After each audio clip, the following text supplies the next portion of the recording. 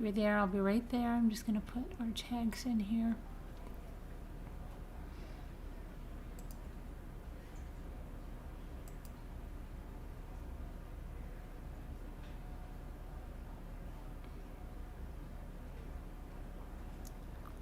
Almost done.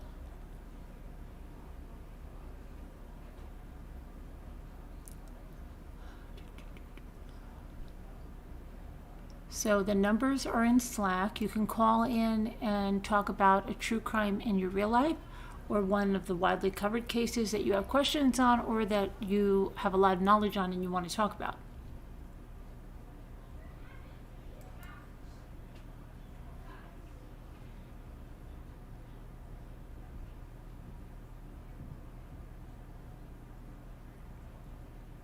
What am I trying to do? I'm trying to go in here. And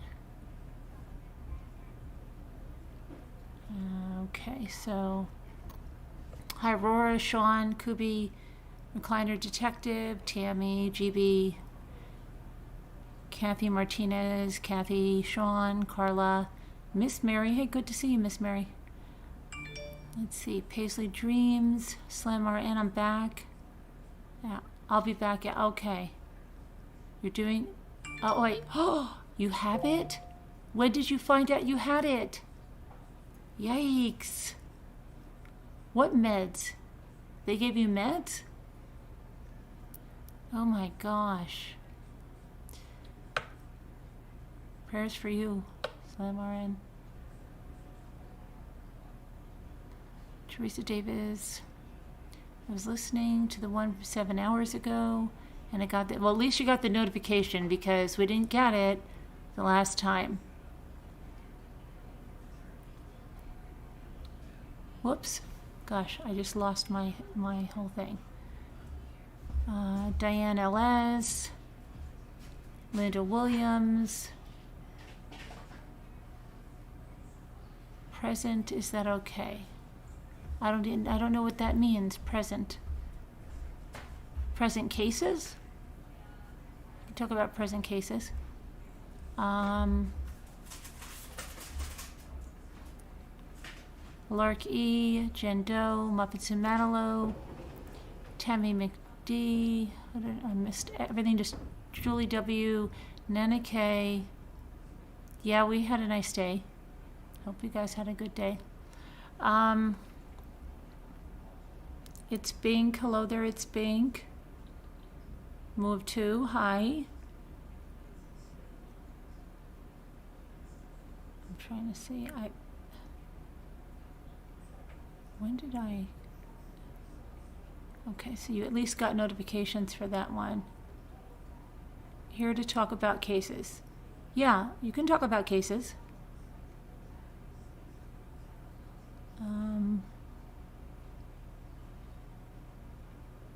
What case did you want to talk about?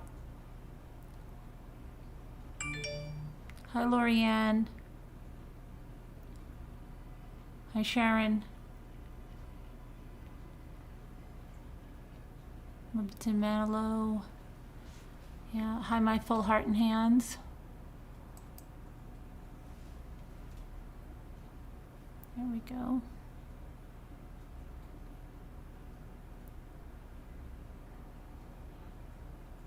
I don't know, let me see, someone is like, hang on.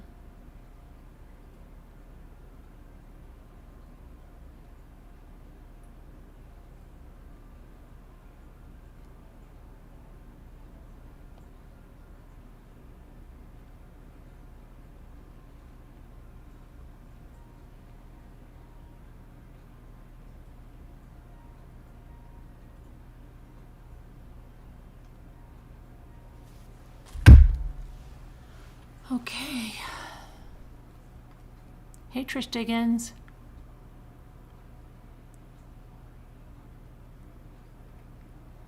Michelle Ewing, hello there. You're new here, been reading Mommy Ramblings blog for a few months. Oh, have you? What did you like best on there? What drew you to the blog, Michelle? Hi, Suzanne.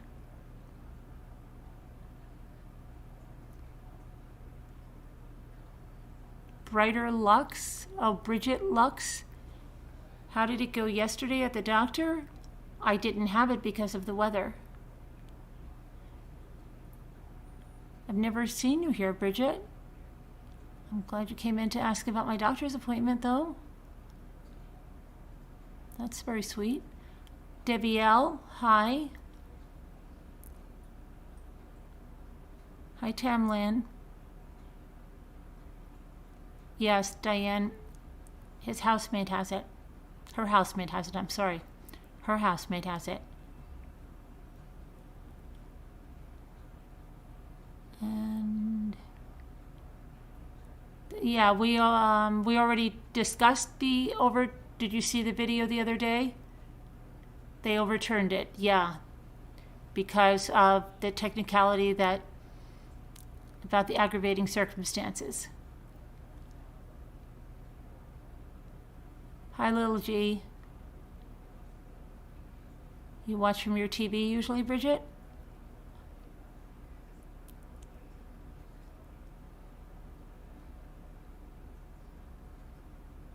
Hi, Millie. Where are you from, Bridget?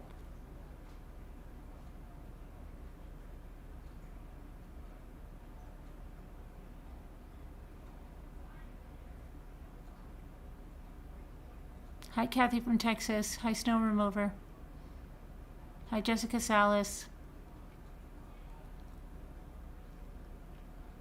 Hi, Lavender Flower. Your son's 20th birthday. Happy birthday to your son. There's Eagle Room.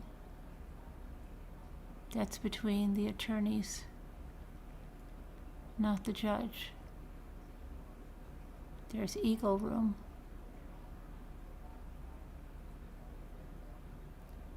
No place to chat?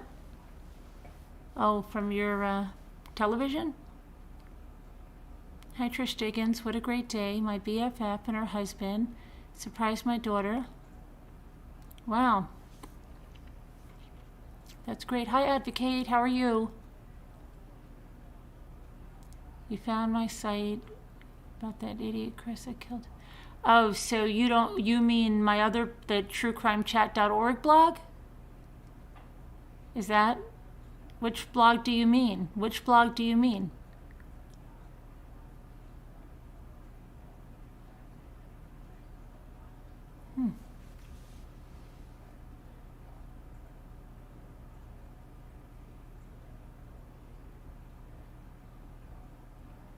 You're thawing out? That's good.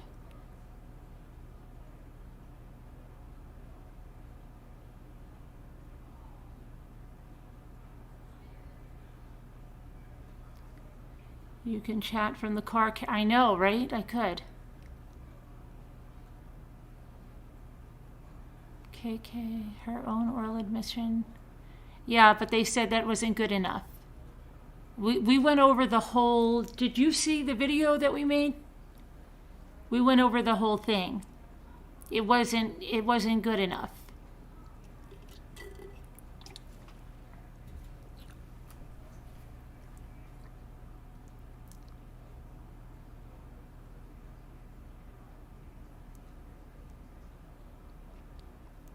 The DA didn't spell it out, nor did the defense. They are on a duel. Judge can reject. DA can vacate. But the 3 judges already agreed. They're vacating. I mean, it's a shame, but it's already done.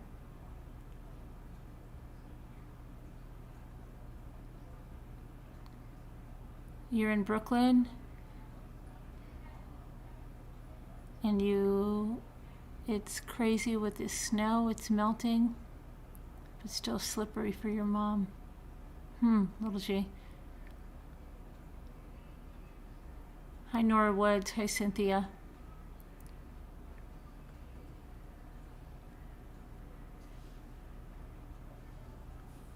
American Girl.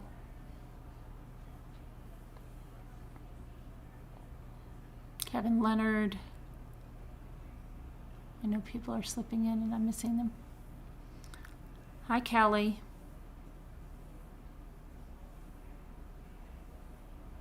Callie here. You're in California, Bridget? Robity Bob. Mary, this is Mary. Thank you, Carolyn. How are you doing, Mary? How are you doing? Have you been put in touch with a grief counselor or something? Did they help you? Alyssa, good to see you. Good to see you, Mary. Wait a minute. Alyssa, hi.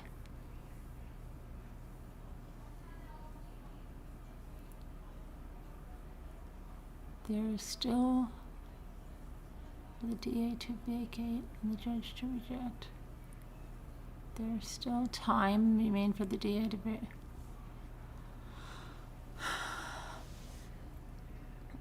Hi, Kimberly Miller. We love you too, Mary. Stay safe and get in touch with a grief counselor. I hope they gave you some resources.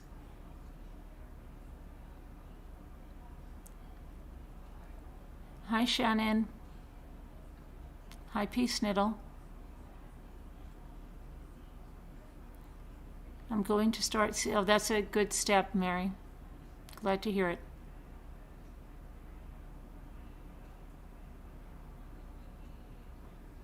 My mom's in her 80s. She also loves to be outside. This needs to go away.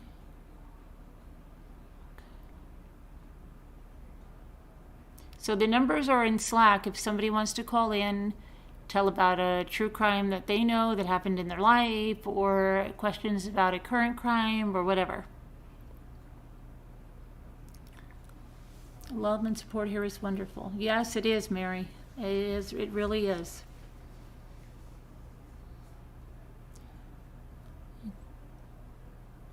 Hi, Shell.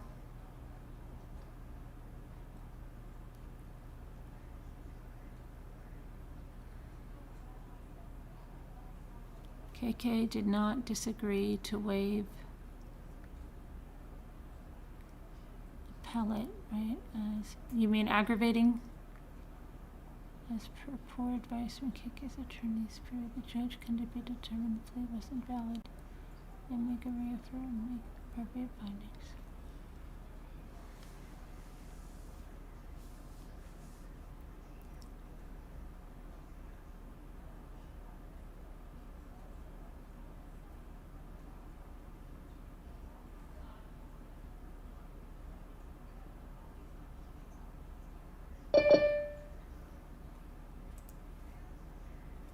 Hi, Deanna.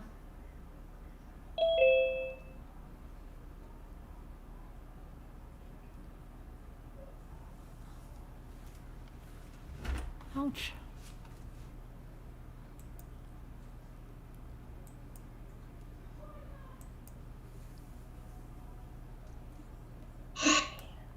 Yikes, what was that? That was scary. Oh my gosh. What was that? That was just me saying, hi. Oh gosh, okay. I still remember. Hi, Judy. So, Is that person going to call in about the crime? TP? I don't know. I don't know. They said they were. Oh, well, they need the number then, because they're not in Slack. Right.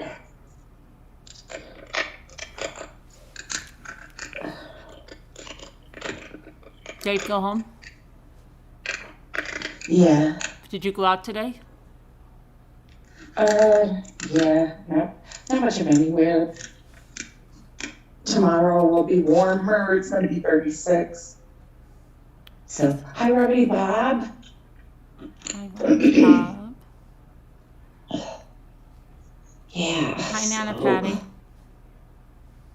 What'd you do today? You didn't go anywhere? Nah, not really. Not much of anywhere to talk about. How about you? No, I stayed home. Might go out tomorrow. Same here. You rearranging the Yeah, I furniture? wonder about something. What? Are you rearranging the furniture? I'm just trying to get my phone set up on this dumb stand. Hi, Gail Clark. Hi, Al's pals. Oh, Yeah. chilly to be outside, isn't it? Yeah, it is. A little chilly. And no, my hair has not been curled. It never was. It's natural. You silly. Gosh. Paula Dean. Oh, and Paula's here. Yeah. She's going to talk about some crime in the cooking world. She's bringing some butter. Yeah. Hi, Lori. Hi, Kevin. Teresa Davis, Kathy Lavender Flower. Did you ever Kathy notice from Texas. some people come on here like, wasn't it Davita? And then they're here for a long time. And then Davita's like, yeah, like that woman I was working with at the grocery store that got her head cut off with a machete. And then you're just like, you got her head cut off with a machete, right? And then she just tells the story. And some people have a bunch of stuff going on. You have a true crime story? What happened? You know about a murder? Anything? Paula? Oh no, not me. You don't I have just any come to see my friends. you don't have any true crime stories from your past or anything? Nobody in your town murdered anyone or Hi, Deanna Progen and Judy, thank you. Susan Higgins and Shannon M. And Gail Clark and Muppets and Manilow and QB, Snow Remover, Tammy McDiaz pals. And call in team TPT4J, the People's Team for Justice. She's talking about some case. she's talking about Kelsey Barrett, what we talked about the other day. Okay. That Yeah. Call in and tell us what you know. that about the appeal. Yeah. Julie W. Paisley Dream. Did you go out today? Paula, Dean? I had to work today. Oh, I worked all day. you worked all day? Where did you say you work again? You told At the us. I can't remember. Chatterboxes. I'm an apartment manager, That's right. so I had to work every other Hi, weekend. Carol Boyce. I thought you said you worked every day. I do, and then I work every other Saturday too. Oh, okay. I love your hair like that. You look really cute. Oh, thank you. Thank God for a hat. Just ball it up and stick it through the hole. I like that. We were just saying, Convenient weren't we when you just saying own- about the people that sit in the house with the hats and coats on? But I legitimately just got home a little while ago, so Oh, okay. I've been out of the house all day. So Otherwise, you and Coco could go sit in the car. that's right. Yeah. Carol Boyce, the Chatterboxes, Karen H. You watch Cecil Hotel on Netflix. Kind of dragged it out. Of course, yeah, they're going to drag it out. So, I didn't look at the Cecil Hotel. To me, it does seem like just a psychotic break to me. It I was does trying to to me watch too. that while I was at work today when you was showing that, but I kept getting interrupted. So Oh, yeah. Seems like that. And I think that someone said they're kind of have it on Netflix because they're trying to get people to go to the hotel for paranormal and ghost stuff or something. Probably, Hi, Karen H. It looks like it's kind of Hi, a Anna seedy Sweden. area though, isn't it? Yeah, it's a seedy area. It's Skid Row. Yeah. Muppets and Man Alone. Julie W. Debbie L. Come on, tell us, Paula. Where's Tell us about a WD? true crime story. And WD and all. Oh, I don't know. You were dreaming about the panel last night, Lori? What were you dreaming? Hi, Anna Sweden.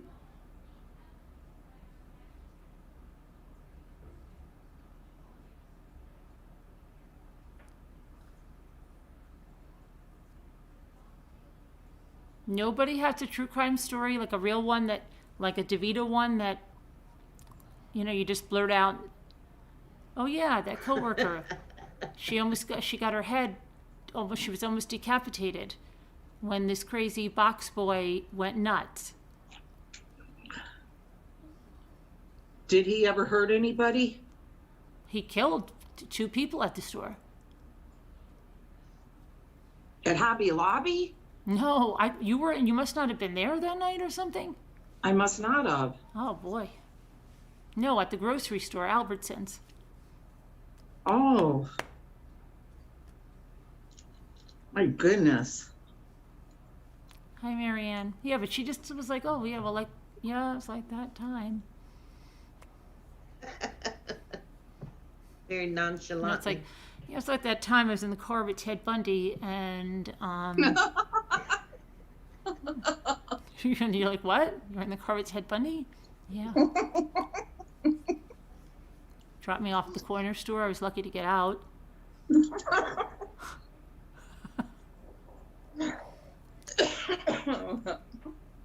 I'm trying to think if there's anything like. And then that other girl in the freezer, I really think she just like was disoriented from medicine or whatever she had taken, and the alcohol. Mm-hmm. She was in a hotel that she wasn't really familiar with, Yeah, ended up in the freezer and. Right. Poor girl. Gail Clark, you're not in there? You have to send me an email. Send me an email. I add you to it. Send me an email. Do you want to call in now?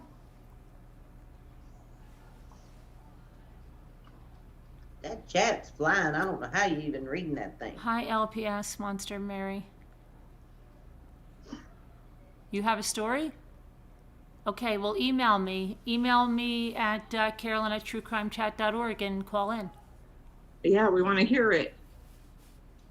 You have a true crime story of your childhood. The neighbor's kid killed the lady I babysat when I was babysitting. It was on a military. Oh, you can call in. You just send me an email. If you're not in Slack and you want to call in, just send an email. You know there's another Gorilla Glue copycat?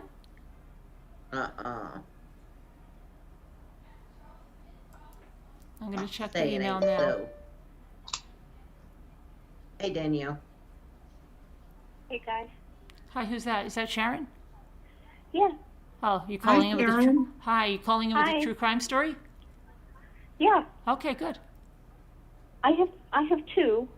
One's not like, it's a crime, that's for sure. Both were a crime. Well, anyway, I don't know about the rest of you, but we have a local newspaper here that's called the Spinal Column. I'm not kidding. The dumbest name ever for a paper. Really? For real. I'll take a picture and show it to you sometime. Cool. But anyway, I was reading the Spinal Column one day, and I'm looking, and there was talked about a murder-suicide that took place. And I kept looking at the address. I kept saying, that sounds familiar. I'm going, 1248 Meadowview. Why is that so familiar to me? And then I realized it was my sister's old house. And they had sold their house to a cop, and he had a wife, and I think one or two kids. I know there was a little boy and a dog. They had a dog. And he shot the wife, the dog, and the child. And he set the house on fire, and then he killed himself. How long ago was that? Probably about 12 years, maybe. Something like that. It's probably still, you can probably find it. And then another one is my husband's cousin some backstory on my husband's cousin. She had 2 children, a girl and a boy, Eric and Marie. And Eric, was this great kid. He was a college student. He was doing really well. He was going to, I don't know if he was in community college or if he was at a different one at that time. But anyway, he was getting ready to graduate. He was a couple of years older than Michael. But they played together a lot as children, as little kids. And, I got a phone call that they found him dead in his bed. And it turned out that and it took a few years before she would ever tell me, but he died from huffing. Okay. Oh, wow. But I know. But here's the other one. Her daughter, Marie, got married. Her married name was Colburn, so she was Marie Colburn, and she got divorced. It was, they were young. It didn't work out, and so she got a divorce, and then she met this guy named Kevin Wiley, Wiley. This one you can still find this one on the internet, and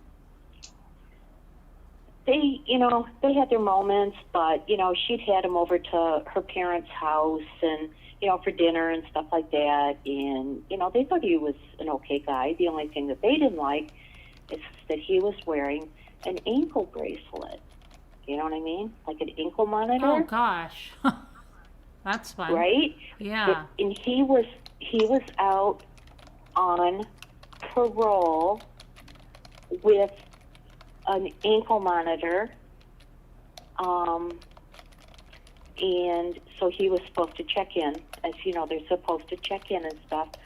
Well, my cousin Cindy hadn't heard from Marie for a couple days, which was very unusual. Like maybe 3 days she hadn't heard from her, so they went over to her place. There was no car there, but they're knocking on the door and not getting any answer, and Cindy kept saying, to her husband, she kept saying, I have a really bad feeling about this. I want to get inside here. So Jim made the lock, and they got inside, and they were looking all over. He says, well, she's not here. And Cindy says, I know she's here. I know she's here. Sure enough, she was in the front closet. He had beaten her and strangled her. Oh. And it turned out they didn't know that he was on parole for manslaughter. Can you believe that they let him out Oh my gosh. with an ankle bracelet for manslaughter? And then he killed her. So, oh my God, that was a phone call. I couldn't, oh my Lord. But anyway, so we, there was, a huge trial. He was found guilty. And he ran. They found him. They found her car and his ankle tether in Detroit. So that's about, I don't know, maybe 35 miles away-ish, maybe 40. And they found that down there, and they didn't know where he went. They finally found him in Kentucky, I think, and they extradited him back. And so then there was a trial. They found him guilty, and then they were going to do his sentencing.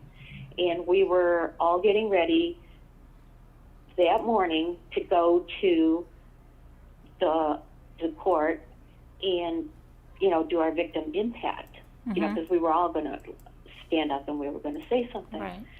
And we got a phone call just before we left the house and said, we're not. And afterwards, here's a little bit more. After that, we were going to go out to lunch or whatever, because Marie's favorite food was breakfast. So we were all going to go to the International House of Pancakes afterwards. So what happened is that we got a phone call and said, don't bother. He hung himself in his cell. He's dead. Wow. Yeah. Yeah. So we all did end up going out to the International House of Pancakes, and the prosecutor, met us there, the whole prosecutor's team and everything, and they sat with us and talked with us, and, it was kind of it was a double-edged type thing, Mm-hmm. because we knew that he was going to get probably first degree, you know, without any chance of parole ever. And you don't get that satisfaction when they kill themselves. See, Mm-hmm. Yeah. that's the thing.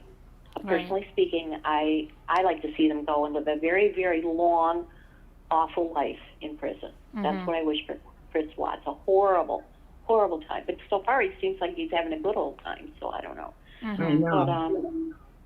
But yeah, I like how you we say didn't feel like there was justice no, right, in a way. right, because it's like they took So- they felt like they had charge, like they had control of that part, and I think that's why they do it, because they're not in control of anything else. So if they can kill themselves, they're in control of that, and they Right. don't, and in the way Yeah. they think they don't have to, it's just you could look into a whole bunch of reasons You why can they look do him that. up, Kevin Wiley, Wiley. He's it'll come up, and it's just horrible. It's horrible. And my cousin's been, a real advocate ever since then for women in abusive relationships, all that. But then, it's unbelievable. She lost both her children, and now she's battling cancer herself. No. It's just so unfair, the whole thing.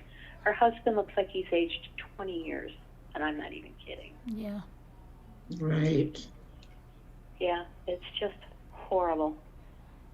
Anyway. And I like, just on a side note, the way you call the International House of Pancakes the International House of Pancakes, and you never say IHOP. Oh, I didn't say IHOP. No, you're right. I didn't. No, you kept saying the International House of Pancakes. It sounds fancier. That's cute. Oh. Yeah, I see a Yeah. picture of him. I see a picture of him here. Mhm. About when he, police man convicted in 2016, murder kills self in jail. Mhm. Yep, that's him. Oakland County Jail. He did it in Oakland County. Yep. Yes. His family was very upset with Marie's family because he killed himself. Well, really? And that this is her fault in what way? Wow. He's the one who killed their daughter. Yeah. Yeah. But I personally don't think that people who have participated in a murder should be let out. He'd only served, I swear, I don't know if it even says there, but I think 6 months or some crazy thing, and they let him out on a tether for manslaughter. Body in closet. killed. Yeah, here it is. Mhm. Mhm. Yep. How See, long? I think that they should be able to sue the prison system for that. How long were they going out? I don't think for very long. They couldn't have been for very long. He was not. How do I put this? He was not who we thought she'd ever date. That's the only Right. thing. Yeah. When the guy's coming over with an ankle bracelet on, it's not usually Yeah. something to write Is home. Carolyn Yeah. echoing for anybody else Oh my except gosh. for just me? What's that? Am I echoing? Is Carolyn echoing for anyone, or is that just me hearing that? Now I'm hearing myself too. I don't hear an echo.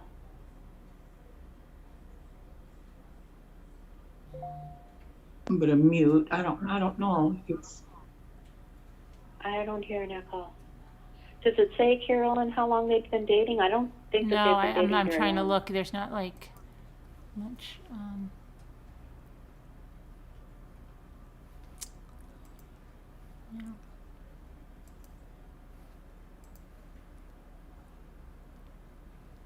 No. dies from hanging.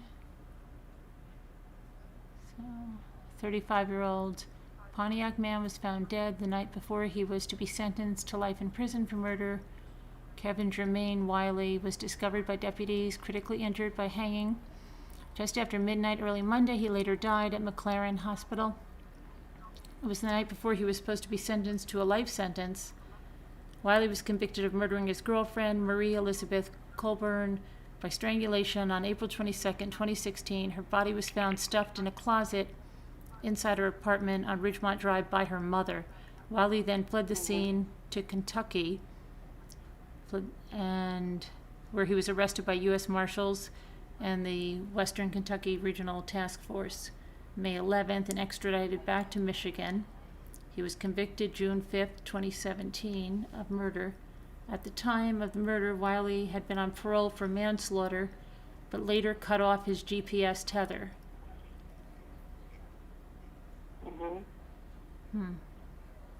Yeah, and took her car. I feel like, I don't And know yet my cousin still said, no, something's wrong. She just knew something was wrong. Even though her car wasn't there because he took it.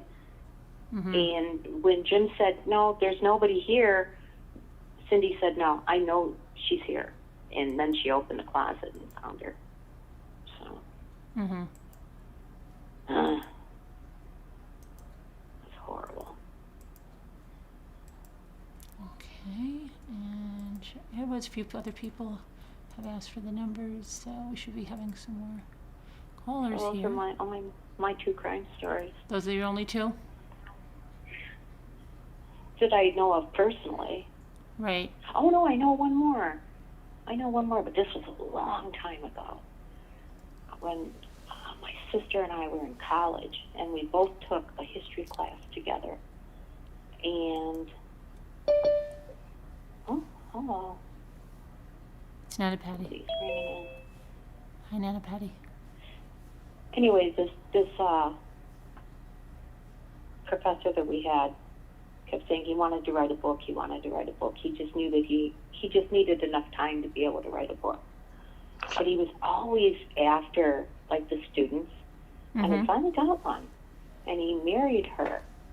And then he ended up killing her in their front yard. Wow. And he ended up in prison. So I said, oh, he's got plenty of time to write a book now.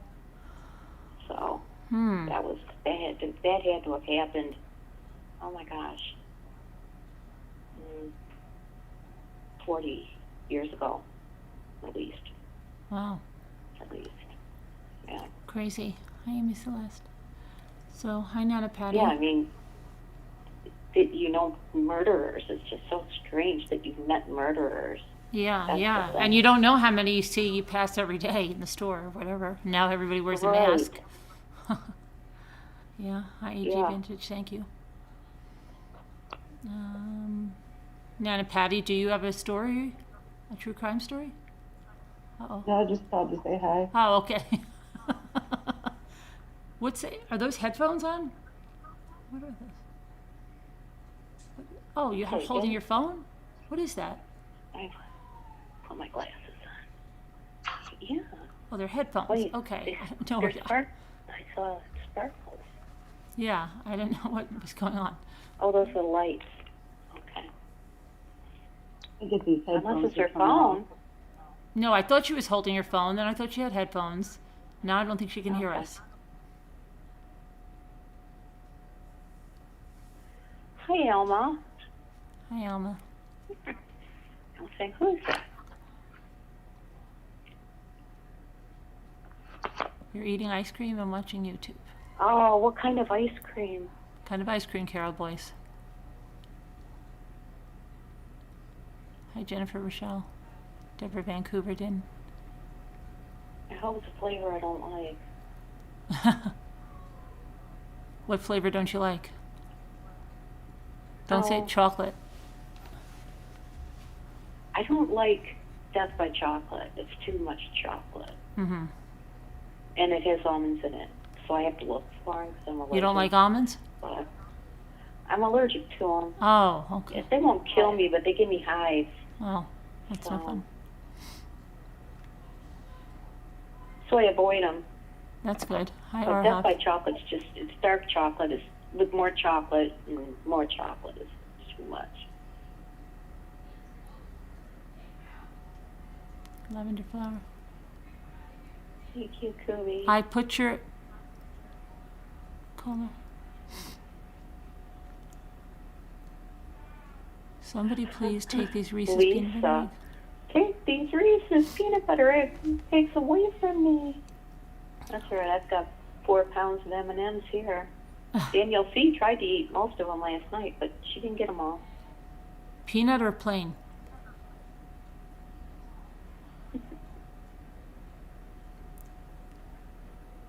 No such thing as too much chocolate. No. For some people there is. Jimmy can be like that too. Hi, Dee Dee. Oh, yeah, Never that let was your fun. grandkids play with your stuff. What? I said, don't let your grandkids play with your stuff. Oh, what? You're trying to get... What were those, headphones? They're headphones, and I can't get them unhooked from my iPad. Oh. Just finished He was baking playing. cupcakes, Debbie? That's nice. She's playing on my You're iPad. all pros on earlier this. with I the can't keep headphones. up. I just ate Now some I sea can't get salt them caramel unhooked. ice cream, my favorite. I'm trying to get them cold first. Okay, so 3 people just asked for the number, so I don't know if you guys, whoever emailed, I just sent the number in. If you have a story, you should have the number. Because I just sent 3 out. And then to the people that are in Slack, the numbers are in Slack.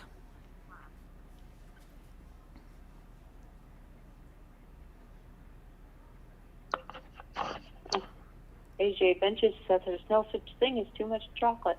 Yeah, there is. Oh, Hey, Nana Dee Dee Patty. Robert says the same. Hello. How you feeling, Nana Patty? I'm feeling good. That's good.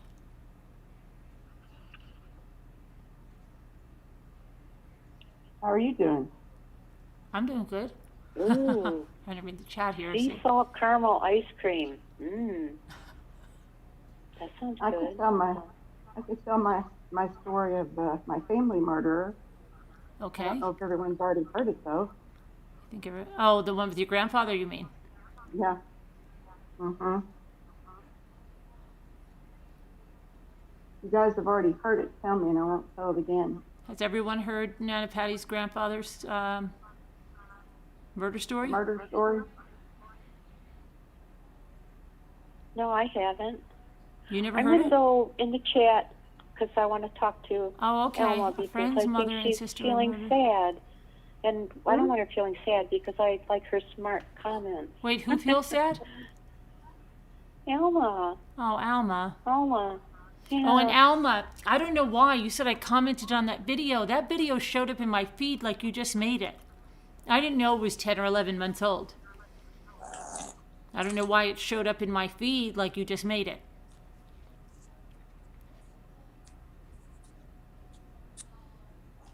Oh. Okay, I'm going to go. Lark has heard it. I'll talk to y'all later. I'll be in the Okay. chat. Okay, bye. Bye-bye. Some people have not. Some people have. Hi, Shay. I heard it, but it's interesting. Hi, Dina. Yeah, I've heard it, but it's interesting if you want to tell. Okay, I'll just tell it again. Okay. It was a dark, dreary. I'm just kidding. It's I'll just preface it by saying that my mom had a lot of death in her family in a really short amount of time, and there were secrets in the family that we didn't know about as kids growing up, little kids. I was still a pretty little kid. I think I was in 6th grade. She first started off with losing her brother in a hunting accident. And then she, a couple of years later, or about 2 years later, her mom passed away in open heart surgery. She was like 56 years old and not very old. And then about a month after that, her brother was murdered. And her brother's name was Bernard. And he was, whoever had shot him had come in through the house, went to his bedroom, and shot him in the back. But the police said the way he was found laying, he saw who shot him. He knew who shot him before he died. And so just back up to, my family lived out of state. My grandparents and a lot of my aunts and uncles lived in Louisiana, and we lived in Oklahoma. So we had to make the trip to Alexandria, Louisiana. And I guess my mom had told my dad before we ever left to go there that she felt like her dad had done this, that he had committed the murder and killed her brother. And we didn't know this. And once we got there, we were shipped off to spend the night with our aunt and uncle a little ways across town. And my parents spent the night in the house where my uncle was murdered and my grandfather was. And my mom said she got no sleep that night because she just knew that my grandfather had done this, and that what if he did something to her? So she was scared all night. And then the next day, we went back over to my grandparents' house, and my grandfather and my aunt, my uncle, my mom, they all went to the funeral home to start making funeral arrangements. And as they were gone, there was three police officers that came to the door at my grandfather's house looking for him. They asked for W.W. Valerie, which was his name. And I called my dad to the door, and my dad, because I answered the door, my dad came and told them that they were gone, that they'd be back soon. And so when they got back from the funeral home, the police were there and they arrested my grandfather. And yes, Dee Dee Robert, I am Cajun and I am Native American both. And so they arrested my grandfather, and what they had arrested him on was they found the shell casing to the gun. He'd used a long gun in his glove compartment of his Cadillac. And then they found the gun he had used was put back in my grandfather's closet. So those were the two main things that they had on him. They had a trial, and they found him not guilty. And that was pretty much the end of it. The police never looked any further for any other murderer. My mom and her siblings believe faithfully that he had committed the murder. And then they started looking back on the hunting accident where my other uncle was killed, and he was hunting with my grandfather and another brother, not the brother that was murdered, but another brother. And they were hunting and they were fishing, and the uncle that died was supposedly climbing over a fence, and a shotgun went off and hit him in the abdomen. Well, he was an avid hunter, and he knew how to hunt, and he knew better than to be climbing over fences with a gun. And that's what made him think. But there was no proof that they could charge him with anything from that incident. So if he did kill him, he got away with that. He got away with both of them. And then he died a couple of years later. Wow. Crazy story. Dog. That was it. That was it. Yeah, I mean, I remember the last time you told that, and we looked up the newspaper. Yeah, we did. Crazy story. And then he got Speaking away of with looking it, up, too. I forgot to tell you, thank you for my Outback gift certificate. Oh, for okay. Getting past my surgery, over my surgery. Yeah, That was yeah. so handy.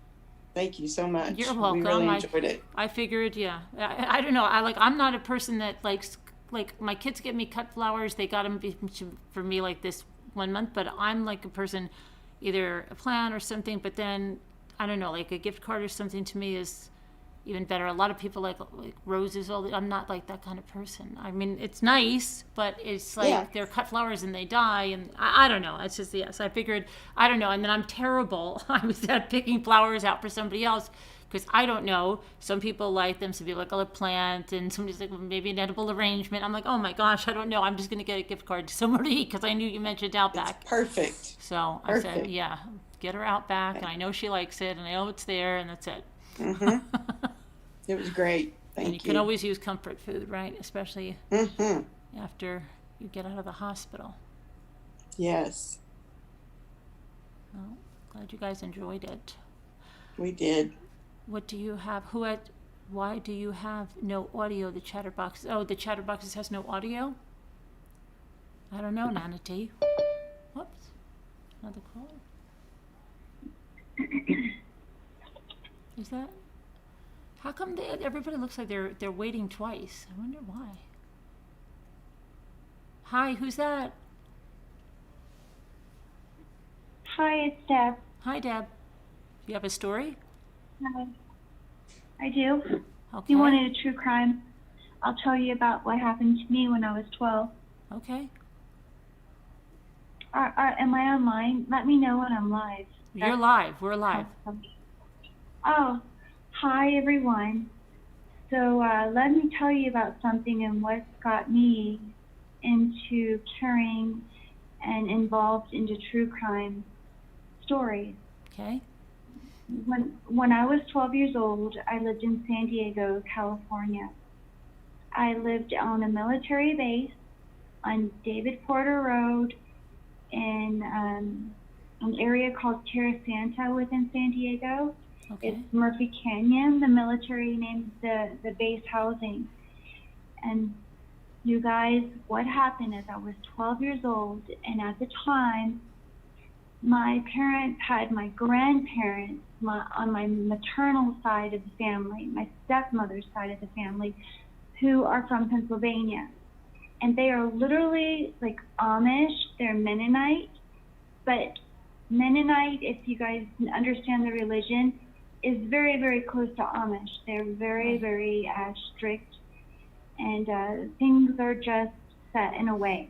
And what happened, and the situation that happened the night that everything came about, was my best friend who lived across the street from me. Her name's Kelly Green, and she was set to babysit a neighbor's house. Not the neighbor's house, but the neighbor's kids, who were just 3 houses down from where we lived, at their house. And that was typical because she was their babysitter. And the mother of the children was a woman from the Philippines, and her husband was an American military man who was actually living overseas. And so anyway, she had plans to babysit the children that night. And then earlier in the day, because David Porter Road was on a cul-de-sac, and all the kids in the neighborhood, we would come together in the cul-de-sac and we would play games. We would do kickball and dodgeball and tag ball and tag football and all of that. And earlier in the day, though, all of us kids were together in the court and down at the cul-de-sac, and we were playing a game, and it was supposed to be touch tag football. And there was this kid named Jerry, and he was playing with us, and he was a bit older. He was, I think, like 14, 15, 16 years old. I was just 12, and we're playing the game, and we're having a good time, all of us. And he was just being very, very violent and slam dunking kids, like us younger kids, 12 years old. He was a lot bigger than us.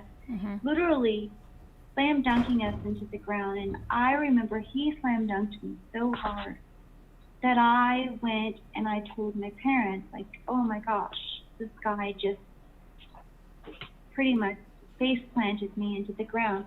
But my grandparents were there and they weren't up for hearing about any drama. Anyway, moving on later to the night, everyone's gone to bed and Kelly comes to my window and she says she's going to go babysit and she wants me to come over. And I did, and I snuck out and I went to help her babysit.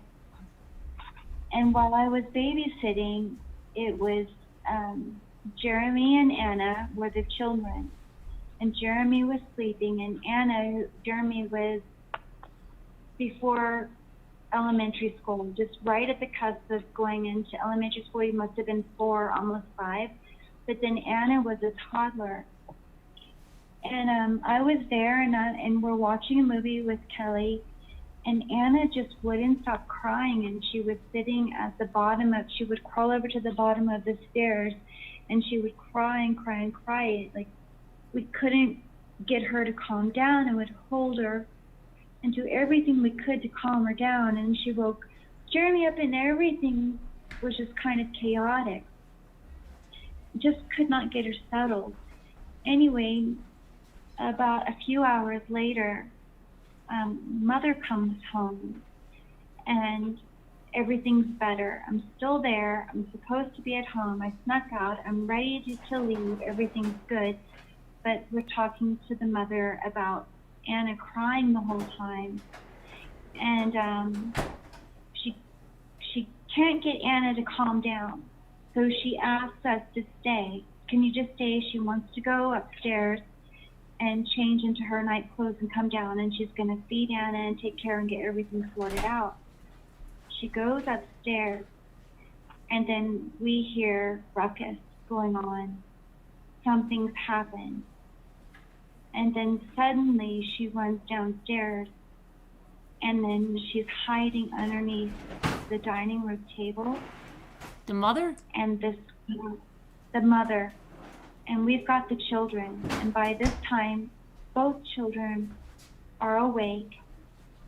Kelly's freaking out. I'm freaking out. We're holding the children, and freaking Hello? the guy that we were playing flag football with. Can you hear me? Yeah, just hang on a minute, Deb. Yeah, caller, we're in the middle of a story, and then we'll get to yours. Okay? Oh, okay. Sorry. Yeah, I'm sorry. Maybe I got too deep into the story. I wanted No, to not tell you, guys Deb. No, before. I just had to tell the new caller. She didn't know. Go ahead, Deb. Finish. Oh, so Jerry comes running to the boy that slam dunked me earlier during the football game, the one that I complained to my parents about. Oh, by the way, when that happened earlier, he got pissed off because some of the kids had complained to their parents too, and they came out and said, Jerry, you need to go home. You need to get to home and quit beating up on these kids. And early, before all this happened, he took a tricycle and he did a circle motion, and he swung the tricycle into the window of the house that we were babysitting at, that my friend Kelly was the babysitter for, and then I went, and it was the reason why she came to me and said, can you come over and be with me when I babysit, because I'm scared.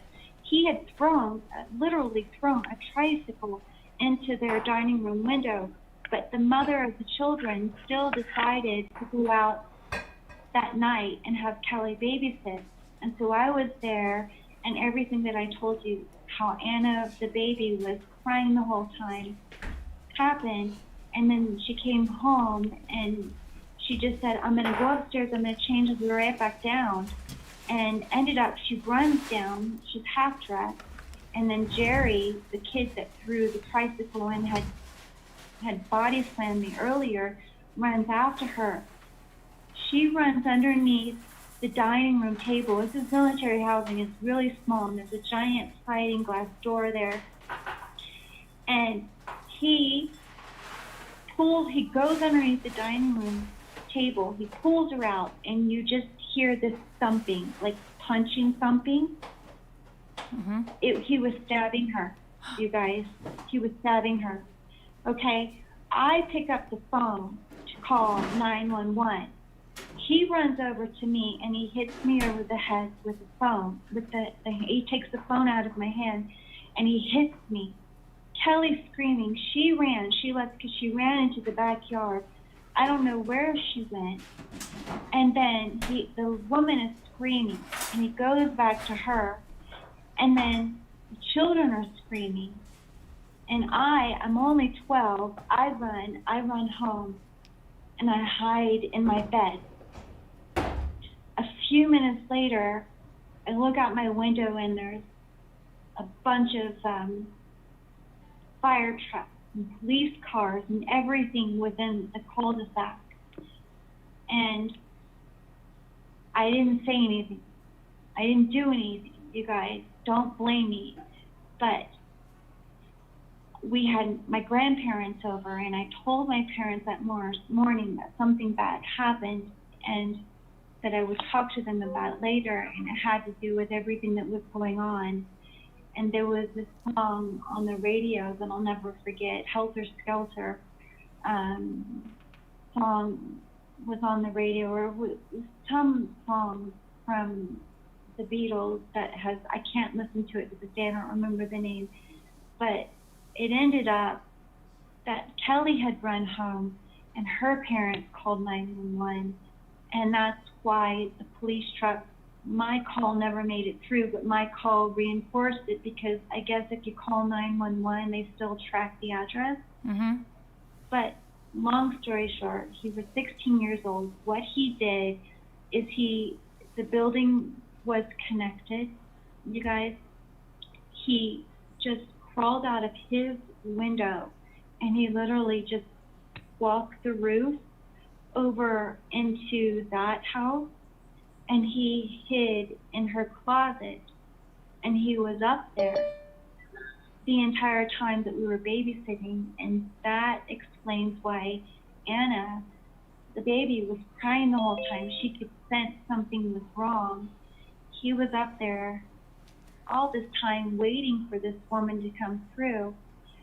And what we learned later was that Anna's mother, when he had thrown the tricycle into the window, Mm-hmm. the mother had come out and cursed him and threatened the family, and they had this whole big ordeal, like, confrontation because of what he did. And he was very vindictive of that, because she was like, we're going to sue you, we're going to, this is not right, your son can't just go breaking our window, you're going to have to pay. And so it was his vindictiveness that he went and he hid in the closet to kill her. And that's what happened. They couldn't find the murder weapon. They looked in the dishwasher, they looked in the disposal, and they ended up finding it smushed down in the ground in a yard a few houses down. And we never heard anything since then. Like, with my family, because I was so scared of the situation, it was limited detail. They wanted me to not hang out with Kelly anymore, and So the mother was killed, and the two little kids were okay? The two kids were okay. And then the husband, who was overseas, he came and he was flown back from overseas. Mm-hmm. And I remember him showing up and going into the house. And it was just really, really sad and horrible. And he had to clean out the house, and they had to move away. The kids were okay, but she was dead. That thumping, that punching sound, he was stabbing her. And he killed her there. And I ran out. I just heard the noise. After I made the call, I ran out. He hit me, and I escaped. Mm-hmm. But the noise that I had heard was actually not him hitting her. When I reported to my family he was hitting her, I didn't know and realize that she was actually being stabbed. And then that was the whole searching for the weapon and all of that. And then it wasn't until I was in my 20s and, we had internet, and I tried to find and look into the case. And I learned that he later on, he was completely expunged from what he did. He went to a mental hospital, but then later he actually murdered a girl in Ocean Beach, and he hid her. He wrapped her in a blanket in his pickup truck after he killed her and raped her, and dumped her in the desert. So that happened. And then later on, I learned, because they expunged everything and they hid and swept everything under the carpet, he actually was let go and able to later, in his 20s, to commit another crime where he murdered a girl at the beach and drove her body to a desert and tried to bury her and put rocks on top of her, and he was caught, and then he ended up being in prison. But that And what was his name? Jerry, Do you know his last name? and I don't remember it right now. I've got it somewhere. It's a mental thing. But Okay. it was the David Porter Road and Murphy Canyon in Tierra Santa in San Diego in the 1980s. And I was 12, and he was older, Well, and he was going through mental issues with his family, and he did all of these things, and I couldn't say anything. I was so scared because my parents weren't having it, because I had, our grandparents there, and they didn't want to scare them to death, and it was horrible. And I was only able to talk to my parents about it until really after my grandparents left. But still, I don't think I ever really got the counseling that I needed from it. And they kept me from Kelly. Kelly and I stayed friends for a few weeks, mm-hmm.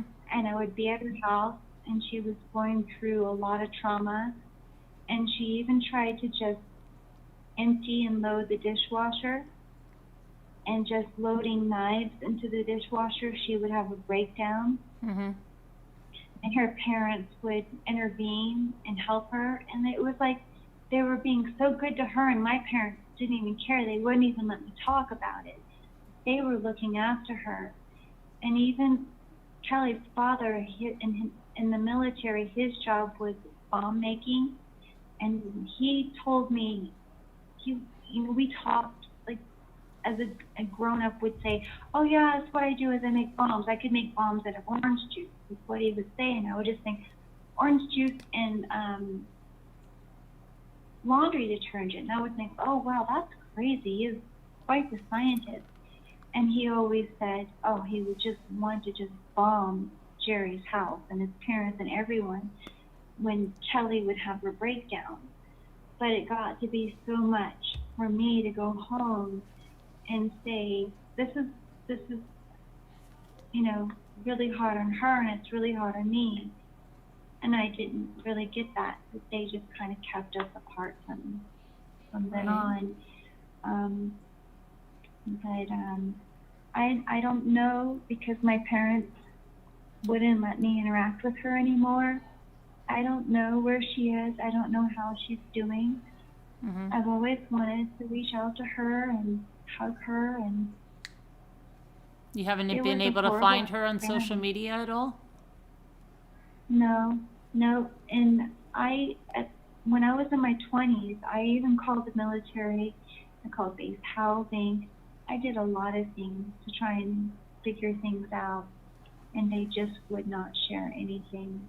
It was just all swept under the rug.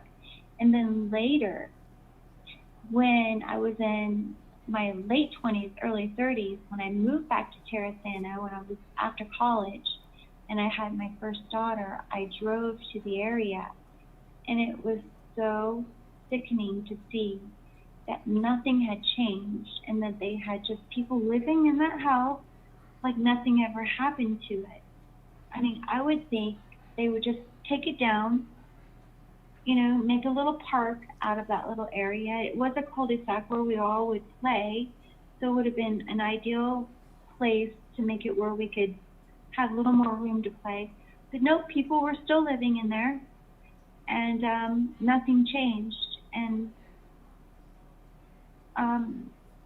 there was no answer, no nothing for me. I never ever had any resolution from it. I just experienced what I experienced, and it was horrible. Sorry, you know, you had to go through that. Really bad. Yeah, traumatic. I mean, I remember the look on the husband's face. Yeah. Pure military, huge guy, shaved head, and his fatigued, his uniform. He would have been able to just disseminate that Jerry if he were home. If he were just home, that would have never happened. But the military makes, that they've got to go overseas, they've got work to do, and they can't be home. And I just could see and feel on his face how much he regretted not being able to be there to protect his family. But Anna and, the babies were okay. Yeah. Then they moved away. Crazy. Wow. Well, it sounds like maybe you could still talk to someone about that, because it doesn't sound like sounds like you still have like issues about it, right? Yeah, I have. I have. It's really traumatizing. So hard for me. Yeah. Whenever, just even like watching boxing or kickboxing, and you hear the sound of punching. I can't watch boxing. I can't watch kickboxing. I can't watch any of those contact sports, because the sound. It sounds exactly like. Yeah, post-traumatic when stress she was being stabbed. disorder or something like that. I didn't know she was being stabbed. I thought he was beating her up, but he was literally stabbing her to death. Yeah, wow. Huh, that's traumatic. And he hid us there the whole time for hours. Crazy. And the baby could tell. She was crying the whole time. It just goes to tell you that children, they can sense things, Definitely, yeah. And who knows, maybe, was she up to, maybe she saw him. She might have. I didn't. I never went upstairs. I didn't go upstairs. Right. Just there was no reason to. The kids were downstairs with us, and we just laid them down and, on the couch and in the playpen. But we were young, we didn't go upstairs and put them to bed properly and let them be in their individual rooms. I did not even go upstairs, and neither did Kelly. Kelly was already spooked. She was already spooked, and that's why I was there, and I was spooked as well. Yeah. Well. And then to see him running down the stairs after her was, so a friend tells you they're scared about something, and you're like, yeah, sure. And I went through my own trauma of being face planted by him, but the reality that he actually was following through and doing something, that you freeze. The fear is so bad, I couldn't move for what felt like minutes. I just froze. I couldn't move at all. It's that kind of fear. Oh, yeah, that can happen, definitely. I mean, that's hard traumatic. to get to the phone. Well, thanks for telling your story. I mean, it's a horrible story, but, thanks for telling us, and I hope that you can find someone to help you work through that. Guys, I'm okay. I wanted to share with you a true crime story in a way that you guys can realize that this can happen to anyone. This is on a military base, military housing. And this was with a young kid. He was 15, 16 years old. And we were just babysitting. Anything could happen. If there's a situation and your child comes to you and says, there's someone bullying me and they body slam me, pay attention to your kid, make a stance, and make sure there's something that could have been done. And then unfortunately with military families, they don't have their husband there to protect them. And it's really hard. And then you have the military to try to take care of you. And what can the military do when it's just another military family's kid killing another military family member? Mm-hmm. It can happen. It can happen military or not. Crazy things happen. Yeah. Well, thanks for sharing that. And I'm okay. Thank you. you're welcome. And who's the next caller? Who's it? Is Hello? it Anna? But there was somebody before. Is that caller still here? Are you still here, caller? I think it's 746 is on your screen.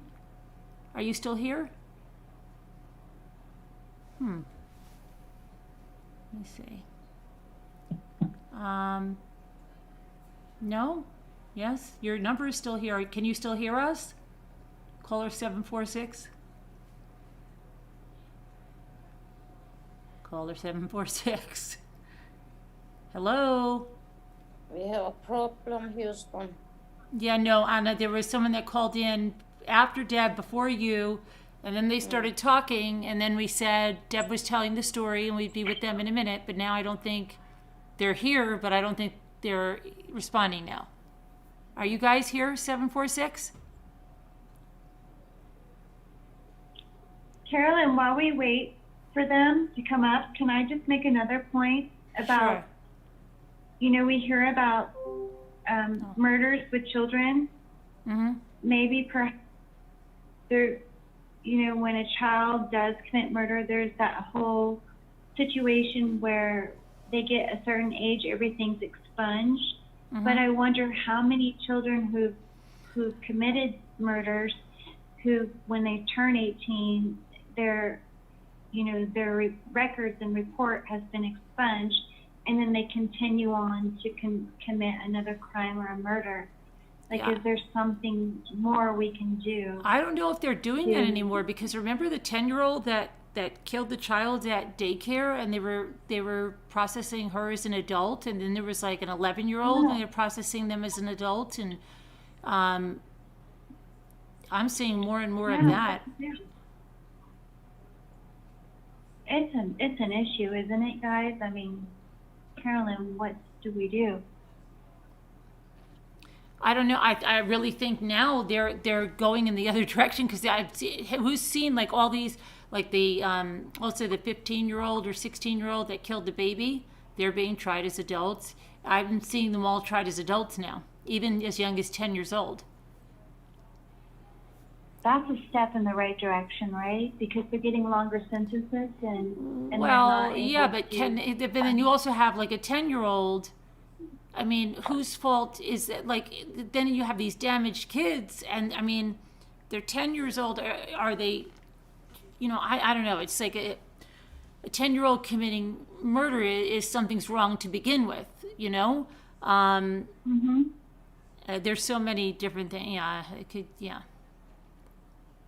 But I think most of the kids, if they're 15 or 16, they're being processed as adults, and it's not being expunged if they've killed someone. Yeah. So I think that's, They're raising the bar. And yeah, that's a good thing. yeah. No, they're not, yeah, absolutely. But, yeah. So Anna, I guess you're up, because I don't know where our other caller went. You have a true crime story? Yes, but it's not very dramatic. But I was in my other house that I had, and I woke up very early, and I took on a bathrobe, and I went down to the kitchen. And in my kitchen, there's a woman standing there that I have never seen before. Mm-hmm. And I got shocked. I didn't say anything, and she didn't say anything to me. Mm-hmm. And I just looked at her, and she was going through my things in the kitchen. And all of a sudden, my ex-husband that treated me very badly he came out from the living room Mm-hmm. and he had just helped himself in and invited his girlfriend into my house and didn't introduce me to her or anything. And it was very early in the morning. I wasn't dressed. And this man, my ex-husband, he was physically and mentally abusing me. Mm. And he felt he had the right to just walk into my house. And who was the woman? It was his new girlfriend. Oh, okay. And they walked into your house, and then what happened when did you confront them? Yes, I asked them what they were doing there, and because we had a house, me and him, and I'm not even allowed to step in the foyer Of his house. of his house, which was my house and his Right. together. But I had to leave everything. I just walked out with my son and a suitcase, and I had to leave everything to get away from him. Right. And so what happened? What'd they do? I felt sorry for the woman because she didn't know any of the story between me and him. And but later on we got to know each other. We became good friends. Mm-hmm. But it was very scary to find because I didn't see him. He was just sitting in the living room with his feet on the table. I didn't see him, so I got so scared. There's this woman I have never seen before standing, and not only standing in my kitchen, she was opening the cabinets. I was stunned. Right. Yeah. Wow, that's crazy. Scary. Sorry. It's my birthday today, that's why. It's your birthday? Yes. Happy birthday. Thank you. My son, he asked. Happy birthday, Anna. Thank you very much. Happy birthday. Wants to buy me, he said I can choose from sushi or a pizza. Uh-huh. What'd you pick? I don't know which one. Oh, you don't know which one? No. I love pizza. But I love sushi too. Tell him you want both. Yeah. Oh my gosh. Well, I just wanted to say quick hello. And Oh, well, good. I'm glad you called in. Happy birthday. thank you so much. Thank you. Happy birthday, Anna. Thank you so Happy much. birthday. Thank you. You're welcome. And Have a wonderful rest of the night and day. you what? Have a wonderful Oh, you rest of too. the night and day. Day. You too. All right. Thank Thanks you for so calling, much. Anna. Love you. Love you. Bye bye. Bye-bye. Okay. Now, caller 746, are you back? Hello? Yeah, is that 746? Are you there, 746? Hello? Yeah, hi. Is this LPS? It's Sophia. Oh, good. Okay. Hi. Hi. I don't see 746. So Oh, okay. I'm Well, sorry. yeah. am I on video? I don't No. see me. No. That's Do you probably see? good for you guys. I can, let me see. Do you see how to turn it on?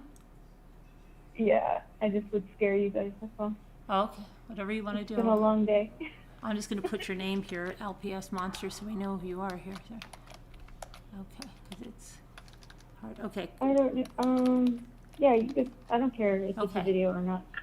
It's late. I don't care. I'm glad to finally call in. I've been in listening for many years now. It Okay, seems. I'm glad you could call in. So, yeah, this story, is, it's, you guys remember the Colonial Parkway killers? The Colonial Parkway stories down The in, Colonial um, Parkway? yeah, Colonial Parkway Down in, where? In what, Hampton Roads, Virginia. Virginia? Like, uh-huh, No, I don't. in What, when Virginia. were they? Well, it's a stretch of road down by Yorktown, Virginia, and I live in Virginia Beach, so we used to just, as kids, all go down and go check out the battlefields and everything, all the things that we're not supposed to do. Right. But there are these really old cobblestone streets, and they're just amazing, condition, and you just go down there and you party and you do what kids do. Well, I didn't know anything that like a connection to any of this. All these years later, 30 years later, I'm connected to this in a weird way. I have a really good guy friend for about 30 years, like a brother type of friend, and his wife hates me. He doesn't like that, I'm his friend, of course. That's a whole nother story. But the wife, the way it comes out to this Colonial Parkway killer, it was on the Dr. Phil show, I think about 3 years ago. They covered it again because he's never been caught. The killer has never been caught. He still hasn't been It caught? turns out, no, and he's killed, I think, 5. I think it's up to 5. I sent the article when I, on the email when I sent over to be a part of this, to your email. Oh, yeah, I'm sent, looking, like, a I little just link looked it up right now. It says happened between 1986 and 1989. And the ruse was this person would pretend, because this is just like a really dark, just isolated area.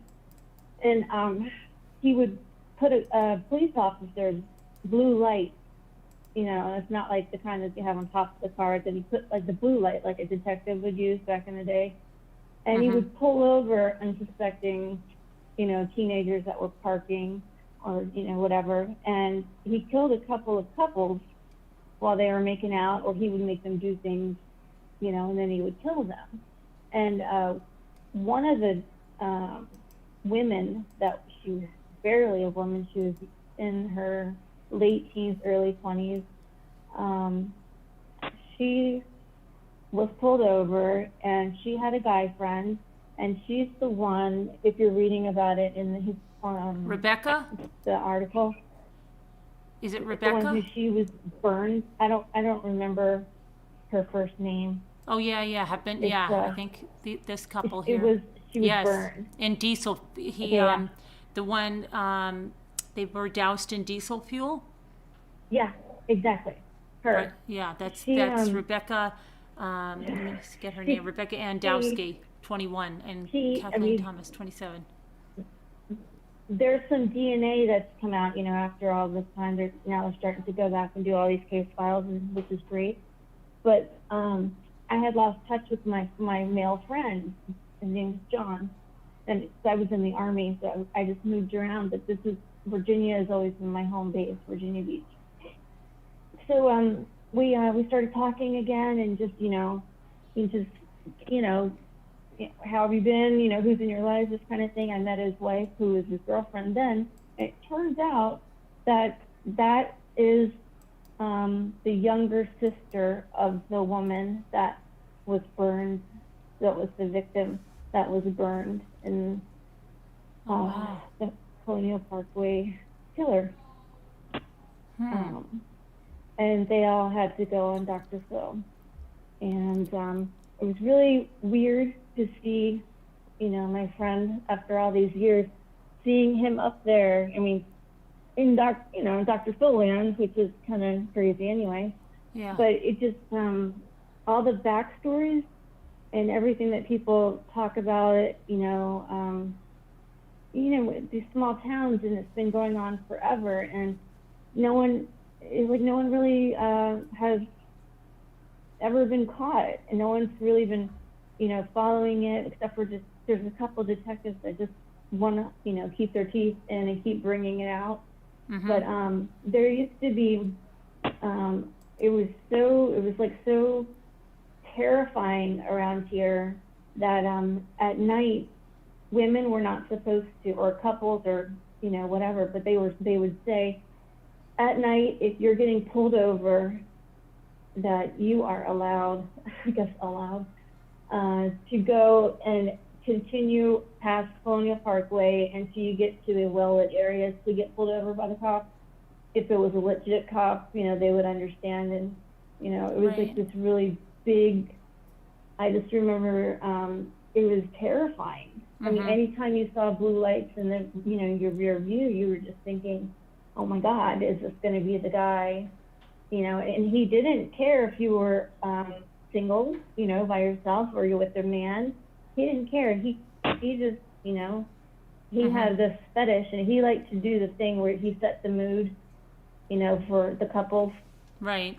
You see that thing like on some of the CSI shows where some of the times they'll set the mood, they'll turn up the heat to try to make them, entice them into being into a sexual, scenario, when really, that's the last thing that they're thinking about at that moment, Yeah, right. But they, it's crazy. It's really crazy, and it's still going on.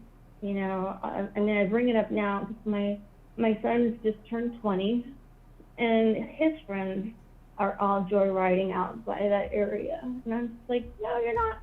Oh, wow. No, because no one's ever been caught, and Yeah. there's a lot of evidence, and it's just so crazy, and I think that's why everybody is excited. The new articles coming out. I think one of them I showed you about the DNA that's being looked at, and Mm-hmm. I don't. I mean, think yeah, that the killer guy could be was dead. That's the same thing. It hasn't, but it could also be something like the Golden State Killer. That's just he's old.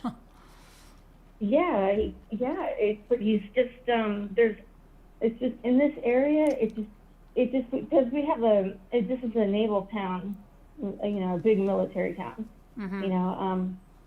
So they thought maybe he was in the military, or he just come and go.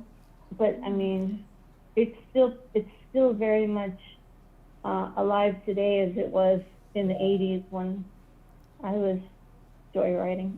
Yeah, I don't know. Maybe I'll take a look at that case in one of the true crime stories. Yeah, because I never heard of it.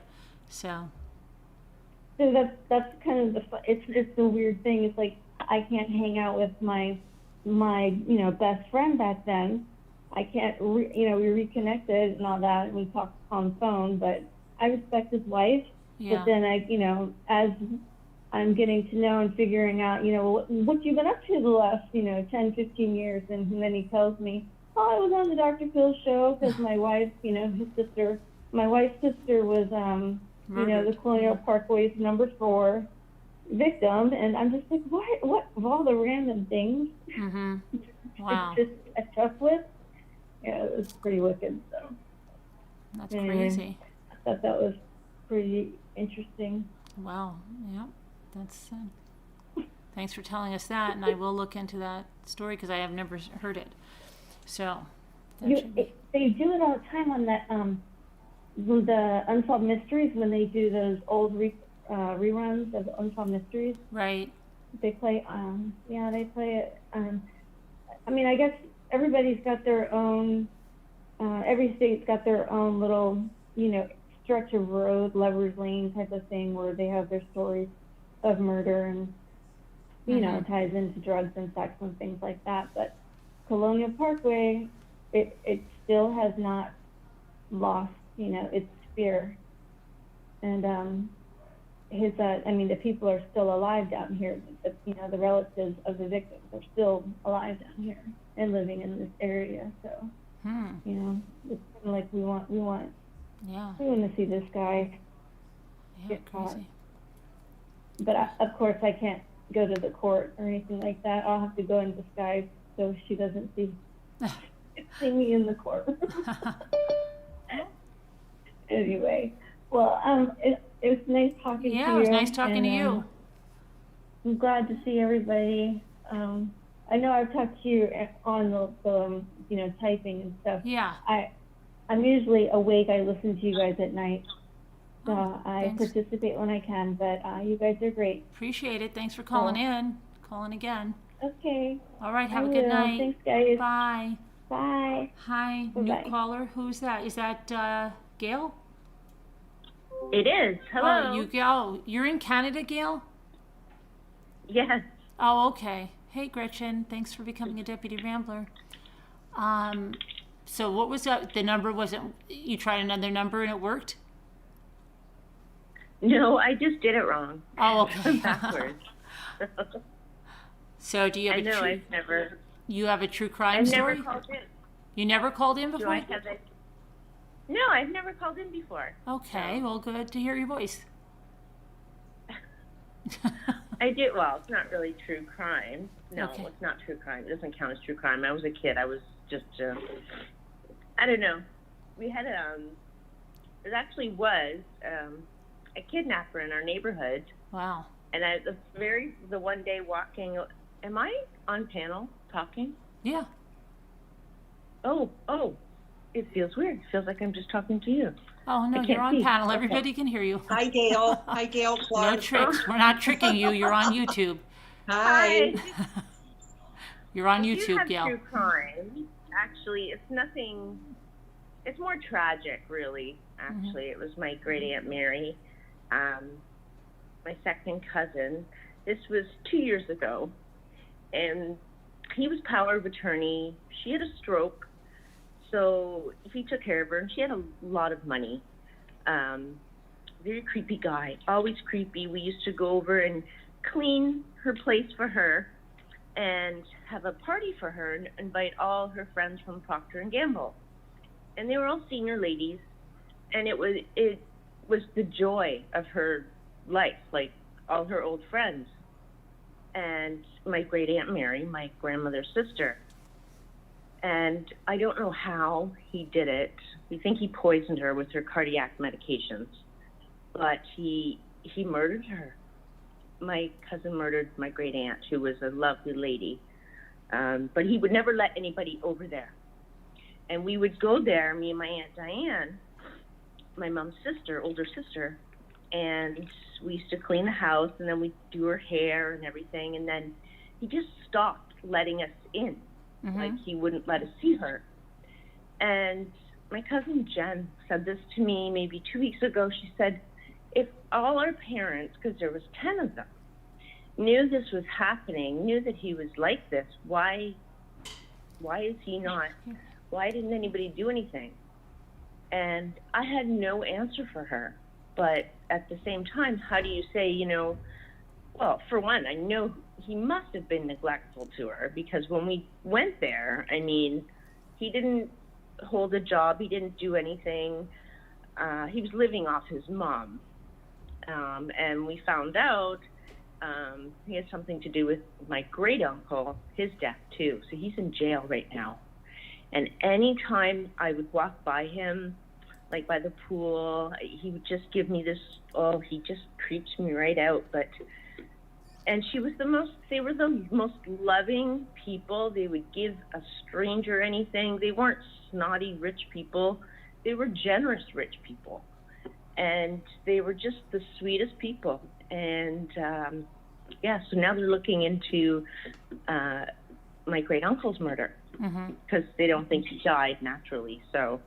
But they think it was her cardiac medication, because we just got, she died in her sleep or something. And then all of a sudden, a month later, his pictures on the paper.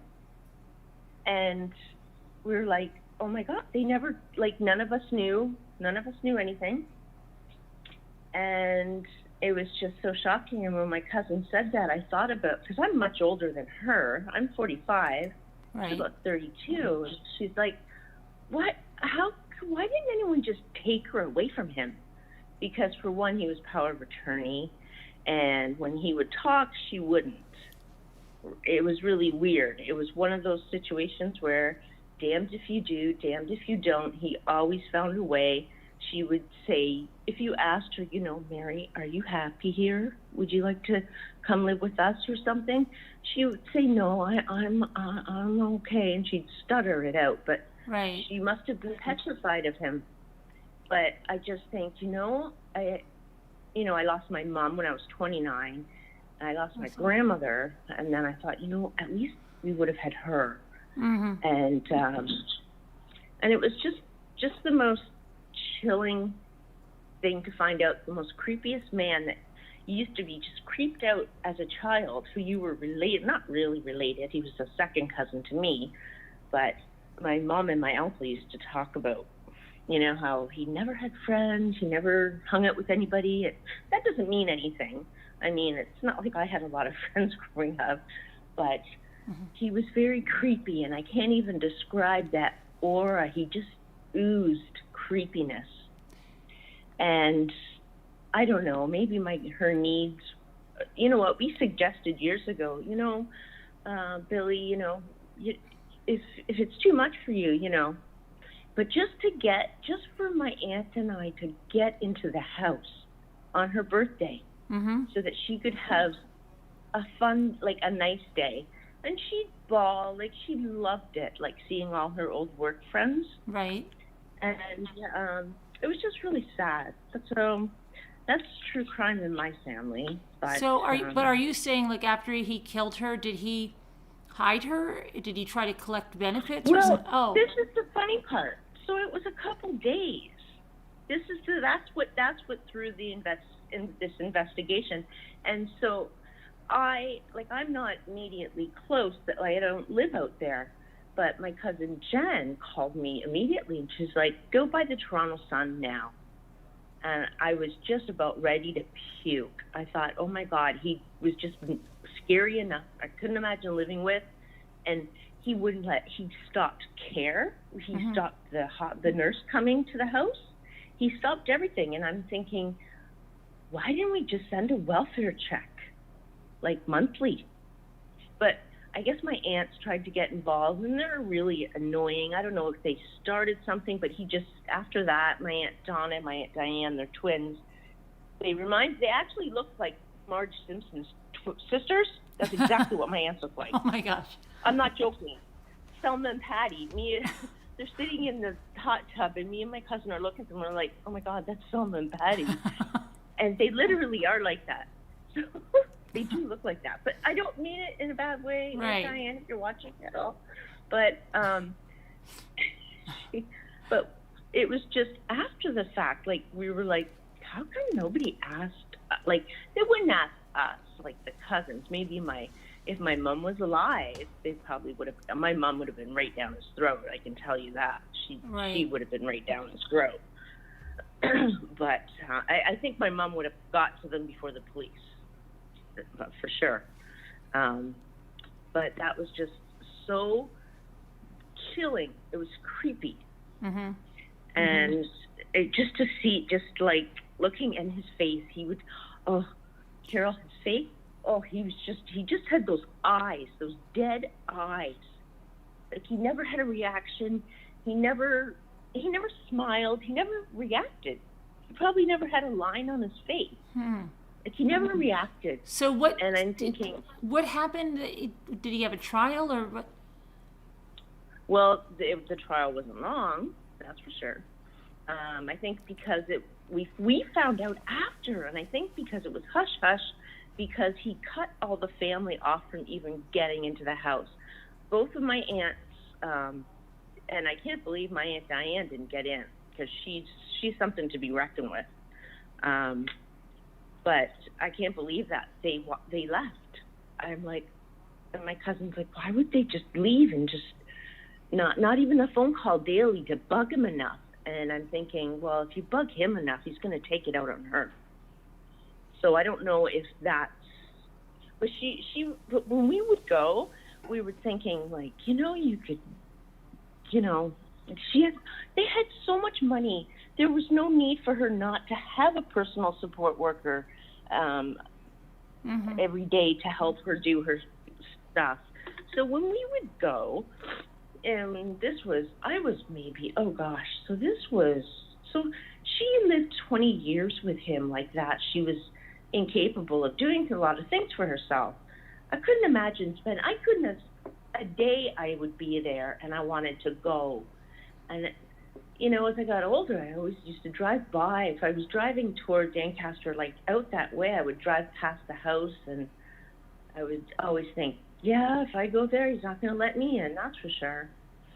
But if he wouldn't let anybody. And, you know, my cousin said, boy, couldn't they call the police? Mm-hmm. And I said, I guarantee you Aunt Donna called the police quite a few times to do a wellness check. Mm-hmm. And I'm sure, and I don't know, because it was about 2 days they said that she must have been dead. We found this out after the fact. We just found out that Aunt Mary died in her sleep, right? Right. So it was about maybe a month, not even after we found out, when we seen the paper, we were like, because my Uncle Dennis said, I wonder how she died. And I just like looked at him and I thought, you're thinking. And that's kind of scary. And a lot of people were thinking things and nobody really said anything. But it was after, a month after. He's in jail. He's in jail for life, thank God. He's one scary looking, just his eyes, Carol. Just, you know, when you see they talk about those psychopaths and those serial killers, those eyes. Right. They have They're dead. They're like dead eyes. Yeah. Imagine being a 12-year-old girl in a bathing suit, like out by the pool, and feeling those eyes and looking, and they bore in the back of your head. He was just really creepy. My mom says she remembers growing up, and she remembers him being just creepy and cruel to animals. And he was just a creepy person. But I was kind of upset that not a lot of people were trying to go there for her. But my two aunts, if they had no luck, I don't think anybody would. But I mean, I wouldn't want to be in a room alone with him. Like even before, I wouldn't. Right. I would just find a way to not be near him. Yeah, weird vibe. But when we used to go there, my aunt would just have this look on her face, and she'd be like grinding her teeth because she really couldn't say anything to him because then he would stop that birthday from happening. And she just wanted her to have her day with her friends. That's all she wanted. She just wanted her birthday with her friends, and she didn't ask for anything. She never did. And she was a very lovely lady, and that was, he's where he belongs, so he can't hurt anybody else. So did he get because in Canada sometimes your sentences aren't that long, right? Well, you know what? People have a lot of rights here.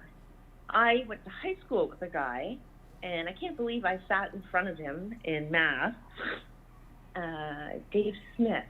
Yeah. So he killed 2 taxi drivers. 2 in Kingston. So far away. Oh, you're welcome. And I don't know how. Yeah, it's crazy. And he's walking. He tried to kill another one. He had a lady in the trunk of a car. She got out, ran and got somebody. So he's killed 2 taxi drivers, had a lady in a trunk, and he almost killed this one guy, and he lived. He recognized, like, he was able to identify him, and he's serving, like, 9 years. That's it. He's killed 2 people, attempted one, and who knows what he would have done to her. It's crazy, and it's the rights, the human rights people use to their advantage. I don't know how different it is in the U.S., but for someone to kill that many people but my cousin's in jail for life, and I don't know. Maybe he scared them. Yeah, I think Australia, the sentences for murder are like nothing. Well, it's not like nothing here. Yeah, I've seen people get out. I don't know if you know, they call them the Ken and Barbie killer here. Yeah, yes, I've heard of them, yes. Paul and Carla Homolka. So that was when I was 16. So I was, my mother didn't let me out of the house, and that wasn't far from me. And the girls that, okay, so he was married, so she participated. She even participated in the death of her sister. And she's out now, married her lawyer, and has 2 children. Well, the people in Ottawa, which isn't far from here, a couple hours, found out who she was. And she's all uproared, leave my family alone, I'm innocent. And we're like, excuse me, you were married to one of the most notorious serial killers and rapists. So he didn't just kill women here. He raped a lot of women around campuses in Toronto. So he did a lot more than just kill. He raped. So, I mean, that's taking something from somebody they'll never get back. I mean, it was just, she's in Ottawa, Carla Homolka. So it's not her last name's not Homolka anymore. She's changed it. And she didn't get enough plastic surgery to hide her face. Or else we know what her face is. We know who she looks like. And it was one of the mothers who was actually picking her children up from school. It was like, are you kidding me? Is that, it is. And it was on the news, like, this is where she is, everyone. Just like the news, like, here she is. So she's just as guilty. I'm sorry, she's just as evil as him. She knew about it. She assisted him with everything. On YouTube, they don't go into detail really about how sick she is. Right. Oh, and she went to jail, and we paid for her psychology degree. She has a degree in psychology. Probably trying to figure out herself, like a lot of, Yeah, and it took me how many years to pay off my student loans? So, right, yeah, those were those were 2 of the most, they're very, Paul and Carla Homolka. I think he's in jail still. He's in Kingston, the pen, they call it. That's where a lot of the big ones go. But he's not in with the general public anymore. He will never be in the general public if he wants to live. Right. So, because we don't have death penalty, right? But, right. But I'm sure he's living the life though that he didn't think he would live. I mean, I'm sorry. What he did, like in detail, what he did to Leslie and Kristen, what he did, and Tammy, that was Carla's youngest sister, like these teenage girls, what he did to them.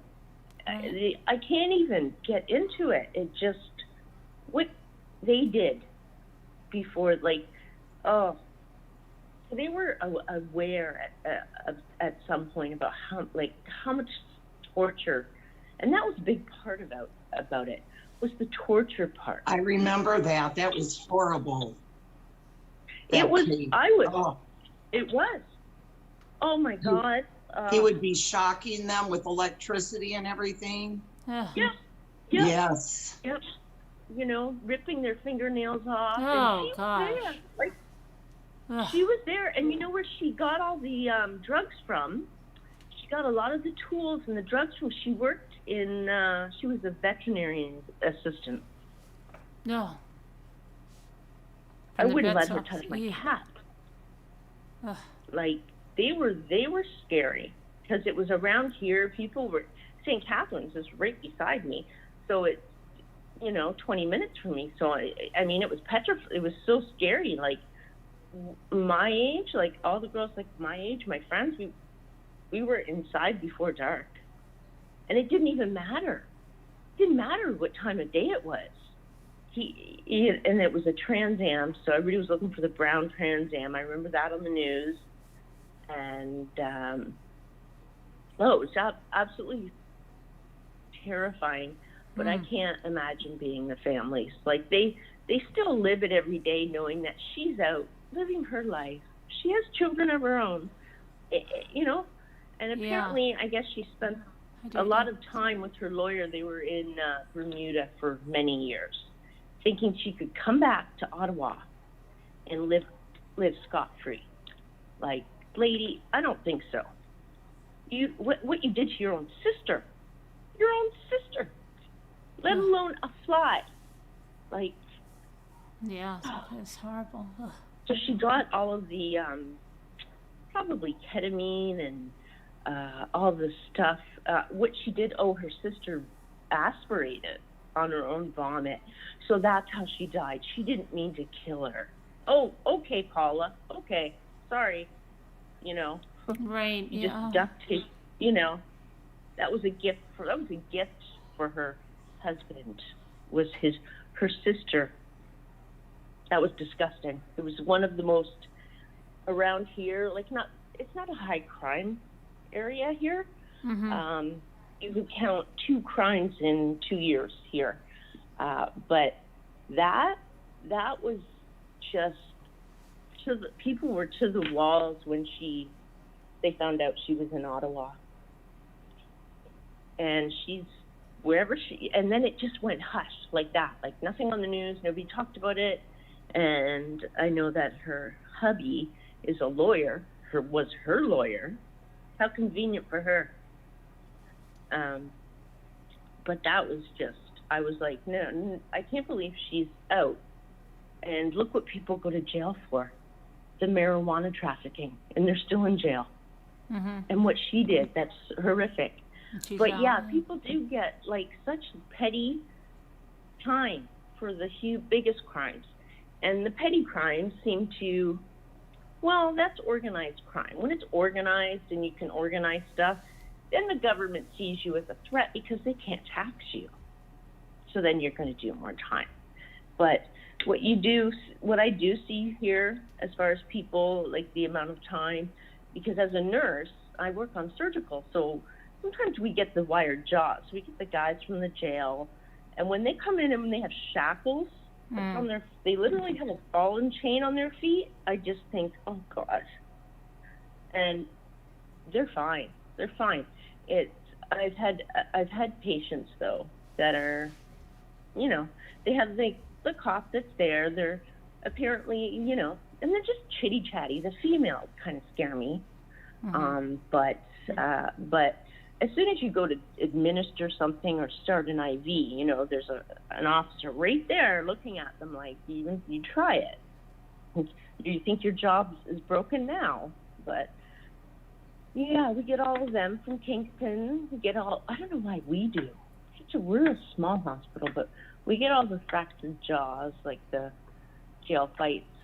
So, yeah, but I had, there's this one, I didn't have the man as a patient, but he murdered his wife. And she remembers, one of the nurses remembers cleaning the blood off of him. They had to clean him. Ugh. And he had so much blood on him. And the daughter was like supportive of her father and whatever. And I just thought, I couldn't imagine. What'd you do today? Oh, just, you know, the usual. You know, it's not like it's stuff you just talk about, but I had a teacher and she says, I'll never forget that. How lucid and how they just acted as if, you know, like it wasn't like her mother was a rotten person or anything, but she said, I just can't believe she just had nothing to say, other than, you know, her father's needs, you know, oh, he's a diabetic, and it's like, I'm not worried about him being a diabetic. He's covered in your mother's blood. So. Right, yeah. But yeah, and then, you know, I always get those weird cases. Like something weird happens and it lands on my lap. So every day you make it home and it's like, okay, I survived that day.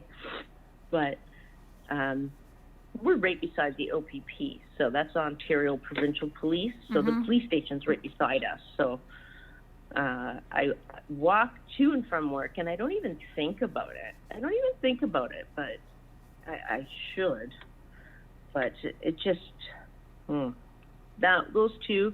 That was probably, if not the most heinous crime or serial killers that I know around here, the Ken and Barbie. I don't know why they called her Barbie. She was not a Barbie.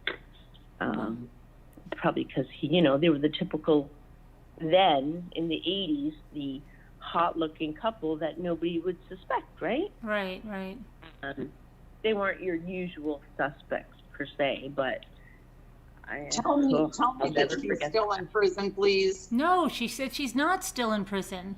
She's not? She said that. No. You're not paying attention. She's been out for 6 years now. She's been out. Oh my! See, well, I had to go. I had to leave for a few minutes, so I didn't hear that part. Okay, we'll excuse it. Junior, she had 2 children and married her lawyer. Are you serious? Yeah, she said that. I am dead serious. That's disgusting. Yes, and she was appalled and threatened to make complaints to the police that mothers were like, I'm not sending my kids to school where she can pick up hers. I feel bad that those 2 innocent children are involved because they're going to grow up one day. Nobody around here will ever forget her. Well, the fact that she could let that happen to her sister, you know? Exactly. And you know what? Her parents stood by her still. What? Still? Yes, they did. Every time they went to court, no, she was always with her parents. It was her parents who got her the good lawyer that she married, and it was her parents who got her everything. She fessed up to them way before she went to jail that she was responsible. Oh, but it was by accident. She tried to tell her parents a different story. Because this is all, if you go on YouTube, there's quite a few videos. You can even YouTube Yes. You could probably YouTube update Karla Homolka. Her last name's not Homolka anymore, but if you do YouTube it, it would say Homolka. Or you can Google it. Google it. I bet you'd find more info. Yeah, she has 2 children. They let her have children. I wish it was like the 70s where they could sterilize them if they could. They used to do that with mental patients. I know that. Yeah, her sister will never be able to have kids. Nope. And she has another sister. Like, imagine how messed. And her parents stay stuck by her side. I probably don't want to believe that she, that she really could have went along with that and helped and planned, planned it. I wonder if they were just in defense mode because we would watch like the 6 o'clock local news and we were like, are they seriously holding her hand? And like, really? I mean, I would be in jail before her if those were my daughters. Like, I would be strangled. Oh, talk about a crime of passion. My hands would be around her neck. Her baby sister, the youngest of the 3 girls. Will he be in prison? Will he be in prison though for the rest of his life? Yes, he will. No. Oh, if that man came out, he would kill somebody. He's totally deranged. He is a major threat as far as sexually because he raped at least, they say, 7 other women. He was the Scarborough rapist before he committed these crimes. They found out they linked it and they did the DNA. He was the Scarborough rapist. I still remember when they were on the run, before they had been caught. I still remember he had like a car of some kind, didn't he? Yeah, Camaro, Trans Am Camaro, one of those. So my uncle had one, and he's like, "Oh crap, I got to sell my car." I'm like, I can remember, when all that was happening and reading the paper at that time, to see where this guy, where he was, and these poor girls.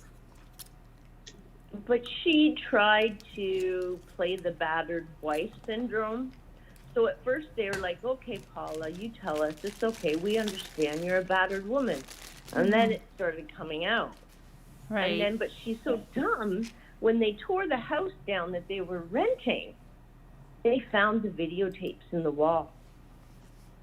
And they watched. They recorded everything they did to those girls. Yes, so they knew I remember that now. Accident. there was no accident, and she lied, dumb enough, thinking she could play battered wife, when in fact, Carla, you've got it. After they got her to say what she did, is that all you have to, like, you know, we have Paul in custody, and you know, where do you want to, where do you want to go tonight, or whatever. And then it was something like, oh, and by the way, we found the videotapes, the VHS or beta, I don't know. It was the 80s, but I guess they were like, oh, and which tape should we watch first? And I guess that's when she realized, oh shit. Oops, sorry, I didn't mean to swear, but Yeah, you know, he would have had his jollies all over again watching those tapes. You know, he is, yes, Scooter, he would have. He probably sat there and watched them for fun. Like, that's yeah, definitely. Like, oh, the details in the papers. Like, I remember that, and I wasn't allowed. Like, walking my dog, I could walk her down the street, and my mom would have to watch me, and she was petrified. I was scared too. We were all scared. Any girl, like teenage, we were scared. We were petrified. Yeah. You know, you see a Trans Am, you better run. So, that's when they were. It took 2 days before they found him. It was his Trans Am. It was on the news. You know, if you see this, they ID'd him, showed his car, what car he was driving, and then 2 days they found him. What color was it? What color was the car? I don't know. I think it was black, red. No, it wasn't red. Black. I don't think it was red. Black, maybe. I don't know. Maybe. Let me see. Because it was a Trans Am or Camaro. Either way, those cars looked the same then. I think it was Trans Am. Oh, it's Paul Bernardo. I said it wrong. I put Bernardino. I couldn't remember. Bernardino. He's still in solitary because he will never. He's dead. If they let him in the general population here, he's gone. Yeah. Yeah. Born in 1964 as a Canadian serial killer and serial rapist.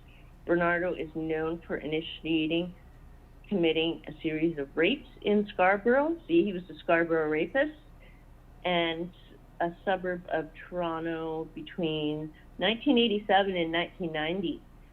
Oh my God, he subsequently committed 3 murders. With his then wife Carla, Tammy. Cream, yellow, tan. They're saying cream, tan, yellow. So I guess it was. I just looked up one of his videos so I can watch one of them later. In this, it says that this animal was aided by his girlfriend, Carla. 15 cars and 4 murder victims.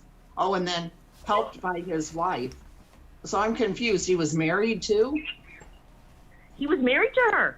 They were husband and wife. That's why they called them the Ken and Barbie murder killers. But it says girlfriend Carla and then says helped by his wife. Yeah, see, they were dating, but they were married. I do remember their marriage pictures. Right, yeah. And I think they lived with her parents for a long time. Imprisonment at Kingston Penitentiary. See, if you're in Kingston, yeah, you're a bad boy. Yeah. Ugh. But if they let him out in their I know he'd die. He would be dead. They would kill him. I don't know why they still do the work society a favor. I mean, he's sick in the head. There's no fixing him. I mean, what he did, just absolute no. Like, they're not even, there's nothing for him. That's where Paul Kenneth Bernardo will stay until he dies. More than 13 rapes and at least 6 attempted, with 3 to 4 killed. Why does it say 3 to 4? That's interesting. Maybe there's someone they don't know about. Yeah, maybe there's one that they're suspecting that he did.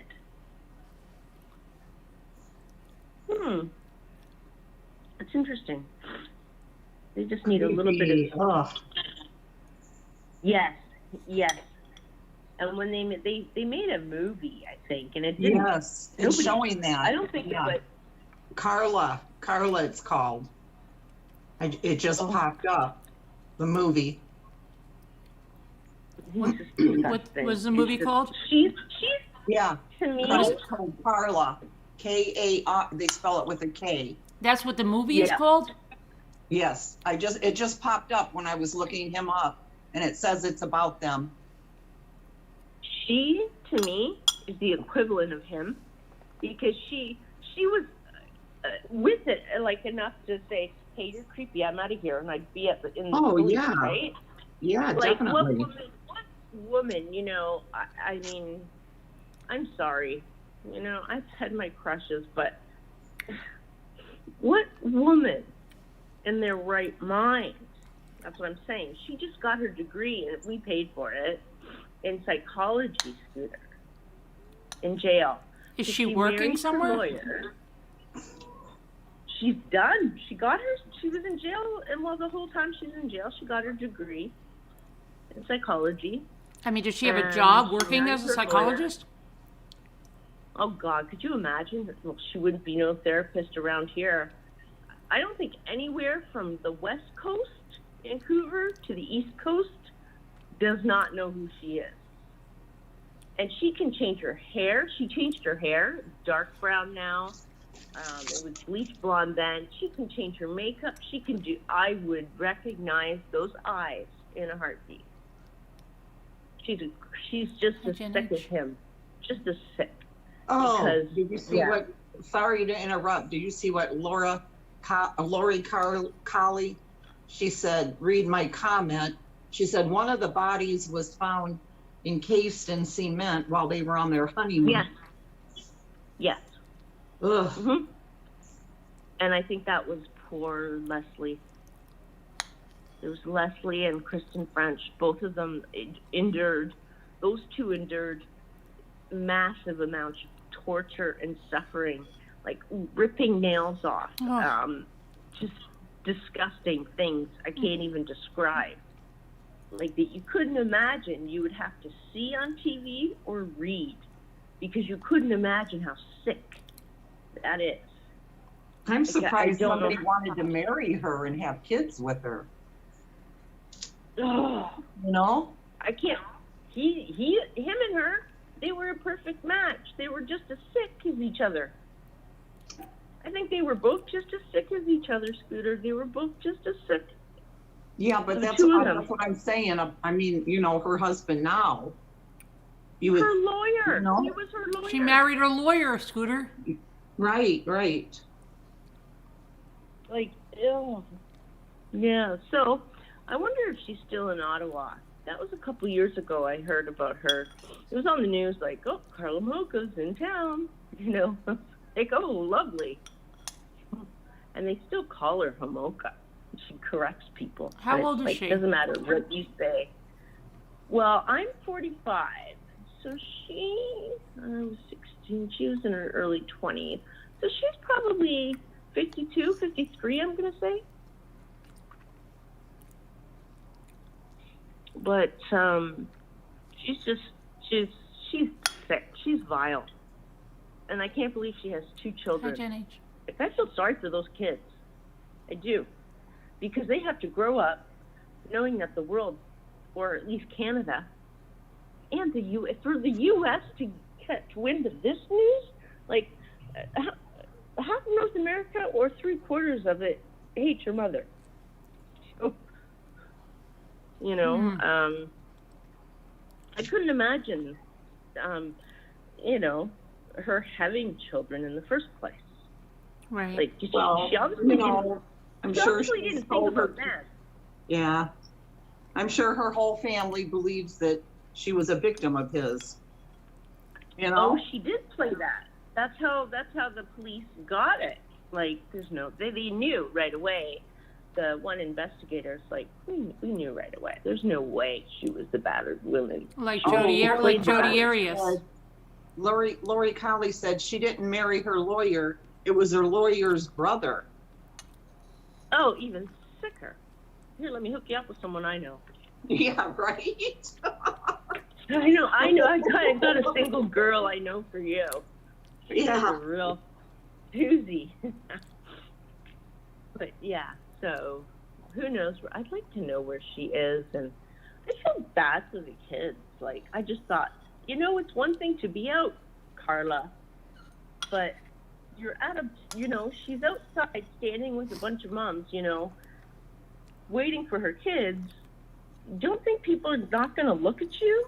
Like, some woman recognized your face and said, "Are you Carla Homolka?"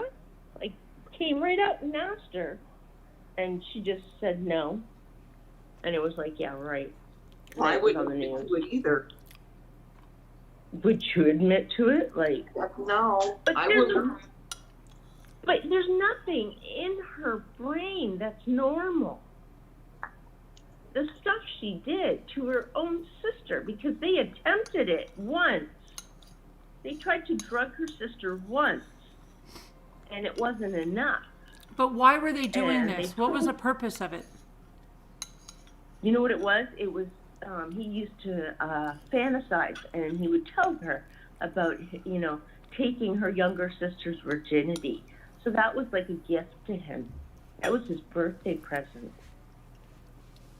It was disgusting. It was just gross. How old was his sister? What they did. She was 16.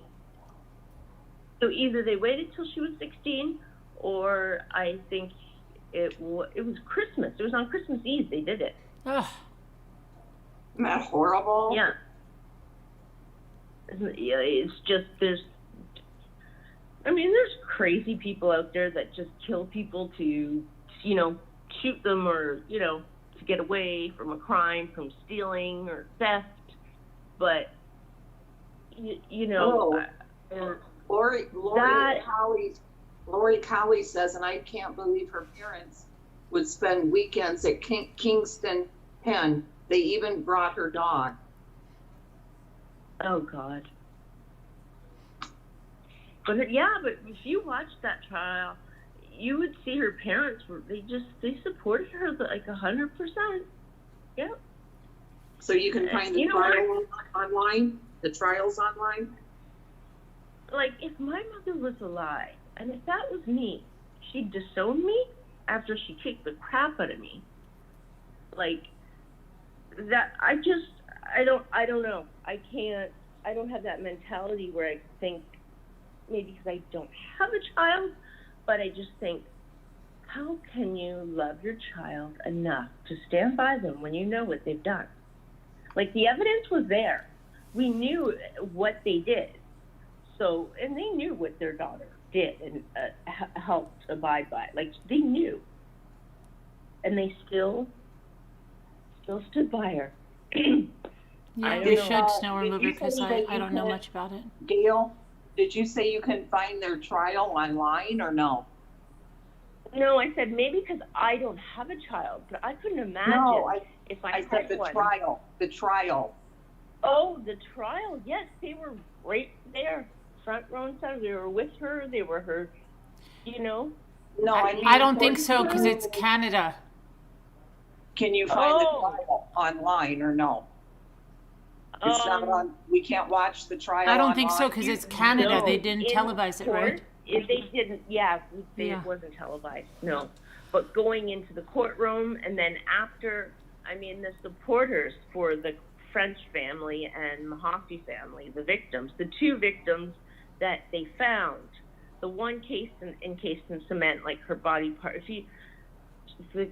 Like your parents, I couldn't imagine how they feel knowing that Carla is out living her life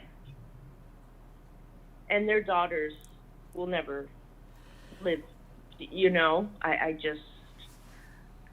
feel so bad for them, the families. Like, and then what they went. I agree with you. Robbity I Bob just says can't her even. parents don't want to face it like so many other parents, you know? They can't face I the don't know. truth. Maybe that's it. Like, look at Casey Anthony. I was watching, and her mother was her, like, ride or die. Her mother went a long way with, she would tell herself. And her poor father had to sit in court while Casey lied and said that Oh, her yeah, father yeah, the sexually abuse, assaulted yeah. her. Ah, that was so gross. That was horrible. I mean, and Yeah. to lie about that, about your father. And, I mean, Casey Anthony, you want to talk about psychopath, sociopath. She's sick. She actually is. Did you know she took photography because she's looking into becoming, or if she is, a private investigator? Did you know that? I think Yeah, I I heard heard that. something, yeah. I'm going to hire Casey Anthony. Hi, are you up for hire? Are you working? Gosh. Probably not. I mean, and that, I mean, oh my that gosh, whole you guys, thing. I would love to join in on that conversation with Casey Anthony, being that I worked that case. And it's a perfect example, and I'm so sorry for everything that you've been through, but yeah, Casey Anthony is a perfect example of how disgusting the dynamics within the family can be. And I feel for you in your case. I'm so sorry. Excuse me for interrupting, Sharon. That's okay. Do you remember that her father attempted suicide? Her Yeah. father started living in a motel. Right. He was doing Yeah. drugs and alcohol, and he wrote a letter and it said, "Kaylee, I'm on my way." Like, her father was the only one. He was a cop. He was the only one in the family with a And she used that to his detriment. His complete tragedy and disgust with the whole situation and all the searches that they had done, the family had done, cooperated in, everything that they had done. She had it within, and she uses that against him and says, "Oh, well, he was the perpetrator." And how perfect is that for Jose Baez? I mean, let's talk about justice system. It's sick because there isn't. If you have a lawyer that's willing to lie and to make up lies, so she was especially when it has to trading do that with for sexual family law. advantages. Yeah, That's disgusting. And she took the police. They're like, "Well, let's take us to your boss." And she took them down all these corridors at Universal Studios. She walked by security, head up, everything, and then finally she turned to them and she went, "I don't work here." Like, she just didn't care. It's my new arc. Like, she had, I mean, I don't think she shed one tear. I don't think she ever shed a tear. No, she's a pathological liar. She did what she did. And do we want to go into those details? No, it's just as bad as the story that you were telling us.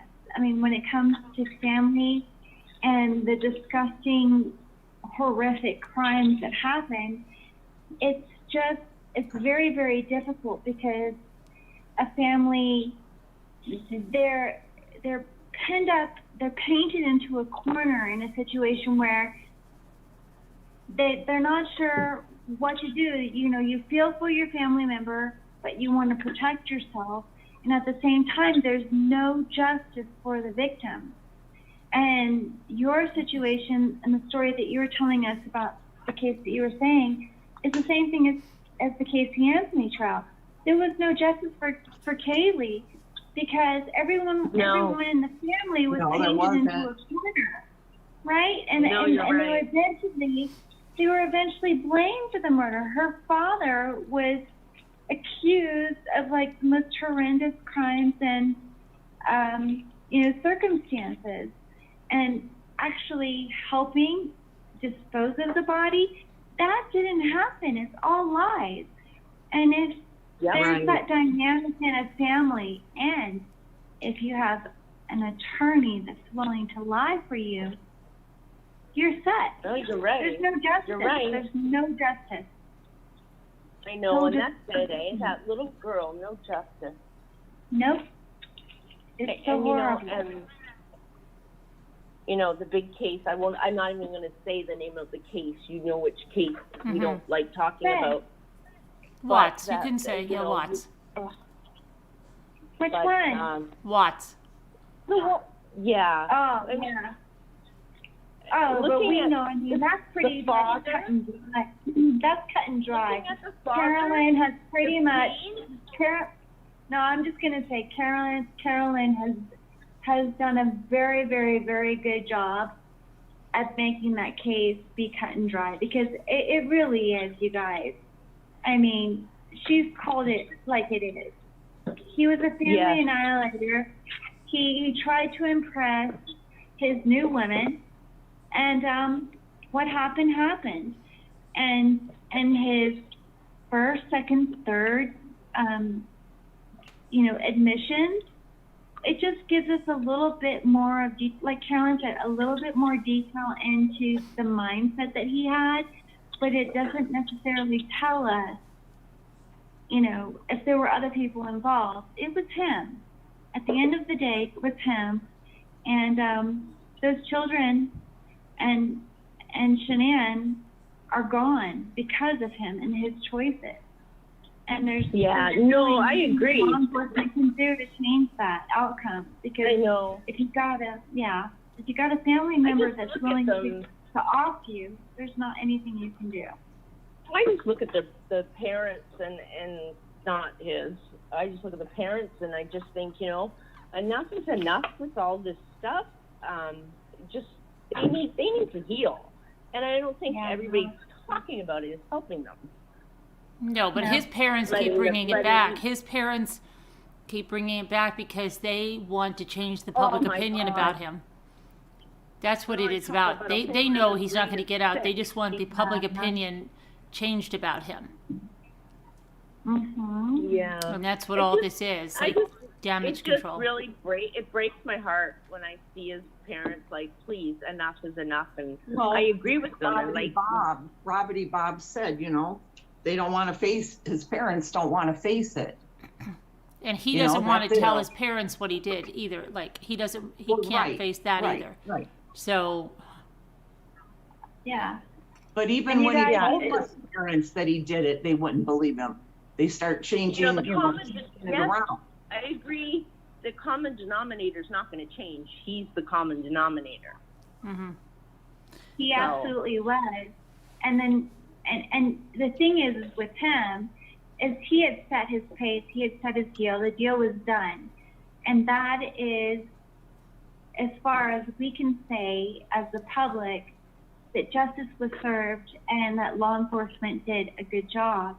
But if you want to, analyze the situation that you were just speaking of, and the situation, and you compare it to the Casey Anthony situation, where you have an attorney who's willing to lie for you, then there's like that double situation.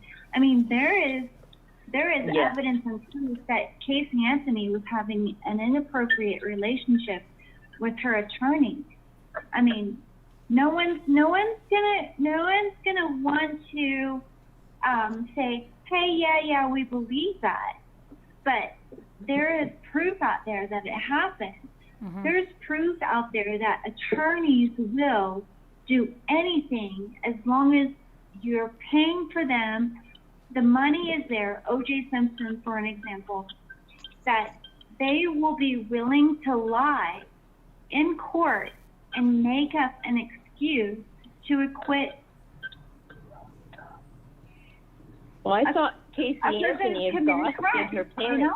I think she exhausted her parents. Deny that. She couldn't afford to pay the lawyer, so she, someone apparently walked in on her. Yeah, exactly. It's like something was up with that. But then when you compare it with the O.J. Simpson trial, he had the money. Oh, that trial. The point is that attorneys, like the justice system in our country, there's no justice. There's like so many mitigating circumstances. It's money. Is it this? Is it that?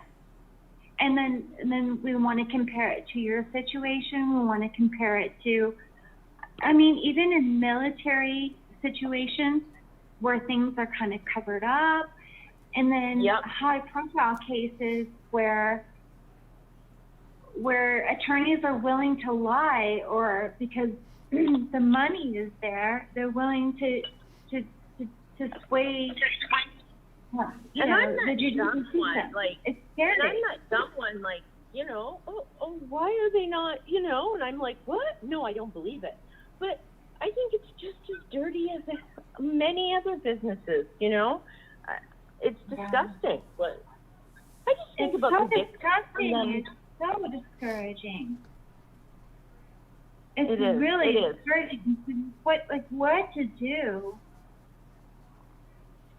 I don't know. What can we do? You Well, you can't look at the Michael Peterson case with the blow poke and the owl and the feathers in her hair, and I mean that was so ridiculous. And then the woman, they found out that he probably murdered back in Germany, and down a staircase the same way. The Michael Peterson case. Yeah. Michael Peterson? Are you talking about Scott Peterson? No, Michael. Did you ever see the staircase? No, Michael Peterson. That is like, perfect example. Oh, what did I miss? Oh my God. I'm gonna look this up. Don't you remember, Gail? And then we were talking about that blow poke all the time. I have videos on it, and then there's also a documentary called The Staircase that's used to be on Netflix. It might still be on Netflix. Was it around this past summer? 'Cause my No, dad we did tallied it probably. We did it. I'll tell you when we did it. We did it. It was probably March or April of 2019. Somewhere You're there. gonna completely relate to it. You know what? It was after that, because I don't even know how I went down that rabbit hole. Never followed true crime. It was on Facebook, and someone posted something about the Watts, and of course there I am. I don't even know what it was.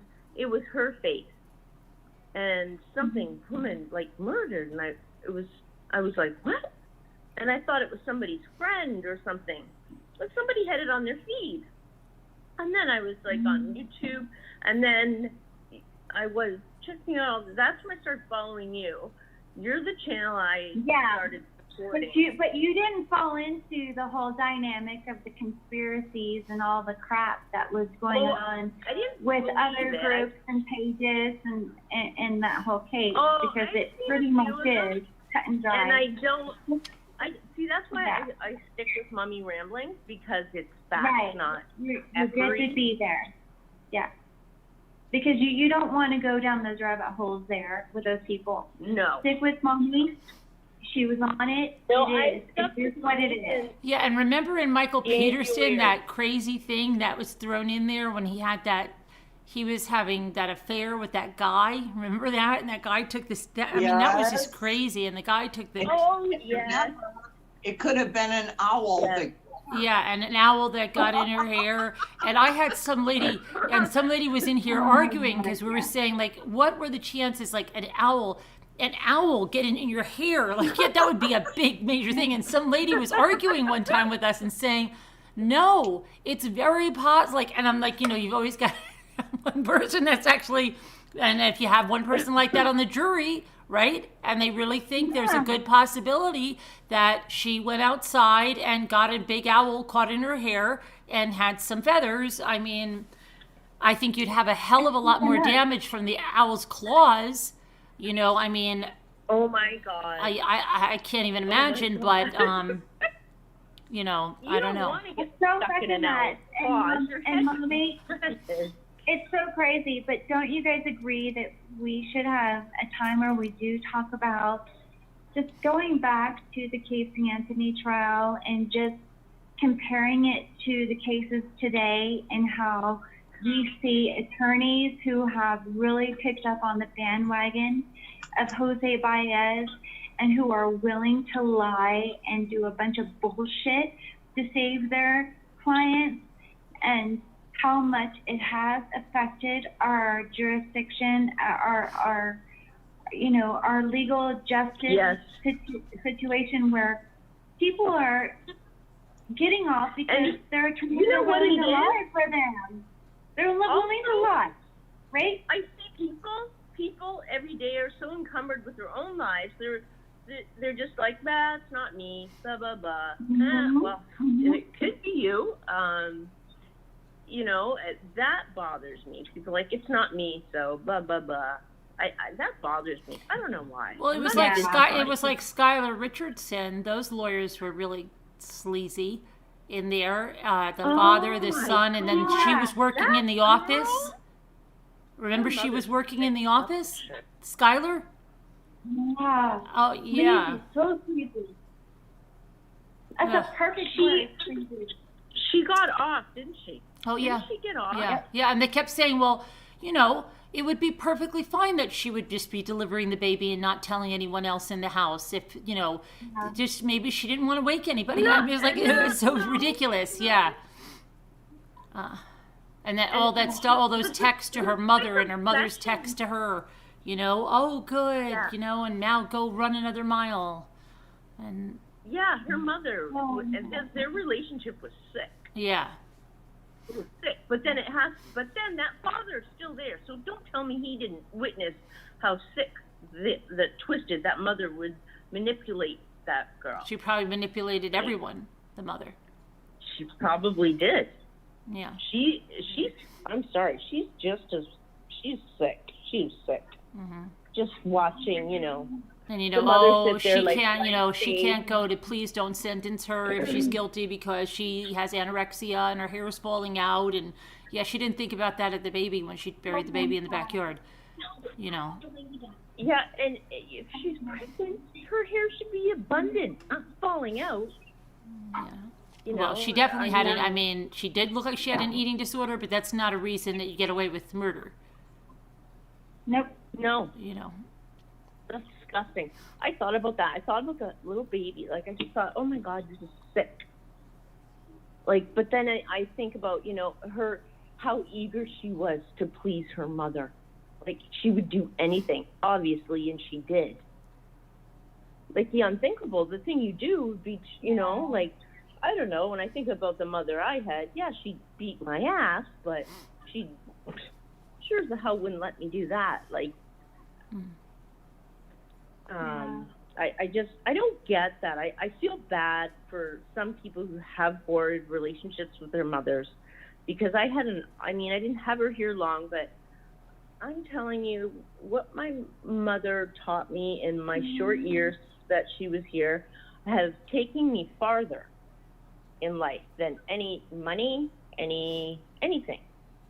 And I wish she was here. It makes you who you are, and you're even stronger because of it. And it's like, it's the only good thing that you can take from it and move on and move forward. And it just makes you stronger, and it's a blessing within the whole disguise of all the horrendous things that have happened. It's so hard. I mean, I just want to say to Carolyn, thank you for giving us a voice to be able to talk about and vocalize and to vent these situations, because even just talking about, even within our family or even a psychiatrist or friends or what have you, you just don't have that outlet. But to have a situation where people understand true crime and to be able to talk about it in the context in which that you're not judged means a lot. And this is a very, very, very nice, very comforting format in which to be able to just talk about these things. Thank you, Carolyn, for your platform, for the group and the community you have. You've got a lot of amazing people in this group. We do, yeah, absolutely. I have to say Thank you, that. guys. I find this the most, it's like, I stay up, I mean, it's 2:30 here, but I'll stay up till 3 until she goes live for her chat. I do. I'll stay up. I don't care. It's something that I look forward to, and I enjoy it. Yeah, we enjoy it. A lot of us do. A lot of us, like, everyone put a thumbs up if you stay up Yes, you. But I've been coming on earlier now, Right. so it's you don't have to stay on that late Right. up anymore because I've been coming on earlier. But Like, if you Yeah. stay up to be with mommy, just to have the reassurance and to be with her and to listen and to be involved and engaged and to feel a part of Honey. something that is more than everything else that's going on in your world Bella, honey, that Robin. helps you cope, right? Like, thumbs up for that. Yeah, this is Hi, like Davida. the only group. This is the only group that I stay with for true crime. It's not drama. We all talk. And It can be. and it can be. It can be. But it's good. But it's good Can drama. be. Sometimes I can be, and I'm sorry, Hi, Carol. Pink is my Listen, new I'm RX. sorry, Scooter. I'm sorry, Scooter, for misinterpreting you for someone else. But yeah, it can be drama, and, Oh, and that thanks. has to do with miscommunication. But at the end of the Oh, day, that's okay. mommy is That's so water proven. under the bridge. No You're hard a feelings. troublemaker. Scooter, do you forgive me because she's That was a long time ago. She thought you were That's- somebody you else. Do you realize- forgive her? Yes, of Oh, course. goodness. Yes. You do? Because you I realized did. I thought you were someone else, right? Yeah. That's Yeah, why I I'm hope so. no worries. It's all good. Because you're so super. And so is mommy. And like it's a family event for everyone. Like we even have the kids online watching the DIYs and the deals at, all stores where we can get the great, do it yourself. When we do them, we do the crafts and the arts and crafts, and it brings, during this horrible time during COVID, these arts and crafts that you guys have brought to us have really been so healing to the family. We've been doing them. We've got a lot of great little art pieces and amazing things, amazing gifts, birthday presents and gifts to friends and family, neighbors, that we just make things because mommy said, hey, look, I got this deal here. Get these pieces together and you have a beautiful art can make piece. a pillow. And Get 2 we give it placemats and make a away, pillow. And it means, With hot glue. yeah. That's great. That's really great. Yeah, I Alma just- says or just blame speaking the of owl. that- And that, sorry. I got back into crafts with because of mommy. I just bought off Amazon an owl, a winking owl, and a Van Gogh Starry Night. That one's going to be tricky. Oh, a diamond painting? No, not that good. Just cross stitch. Oh, cross stitch. Oh. But yeah, Cool. my eyes, I think I'm getting old. I don't think my trifocals work anymore. They're so pretty, but I don't know how they'll look when I'm done with them. But Mommy has the best deals and the best art projects ever. Okay, so real quick, because we're not talking about art and all of that, we're doing true crime tonight. Yeah. Can I tell you guys about a story because you were talking about overseas situations? Right. Mommy, Carolyn, are you open to hearing about my situation with the taxi driver in Mauritius? Sure. I'll Do you get guys on. want to so hear somebody about else that? Can get on. I'll get on. Let's so stay somebody on. else- Listen, because it's so correlated with your story, and it matches a lot with being overseas. But do you guys want to hear it? Sure. And like how I hope that my story will make you guys be aware and cognizant of when you're overseas. If you're ever in a taxi cab, if you're ever picked up a taxi driver to take you somewhere. Okay. So what happened? So I'm living in Mauritius. We're stationed in Mauritius. It's an island in the middle of the Indian Ocean. We're stationed there military-wise. Again, military situation where you think you're just completely safe from everything. No, don't ever think that. You probably have your children who are, deployed, and they're in the military, and you think, oh, well, because they're in the military, the government's going to take care of them.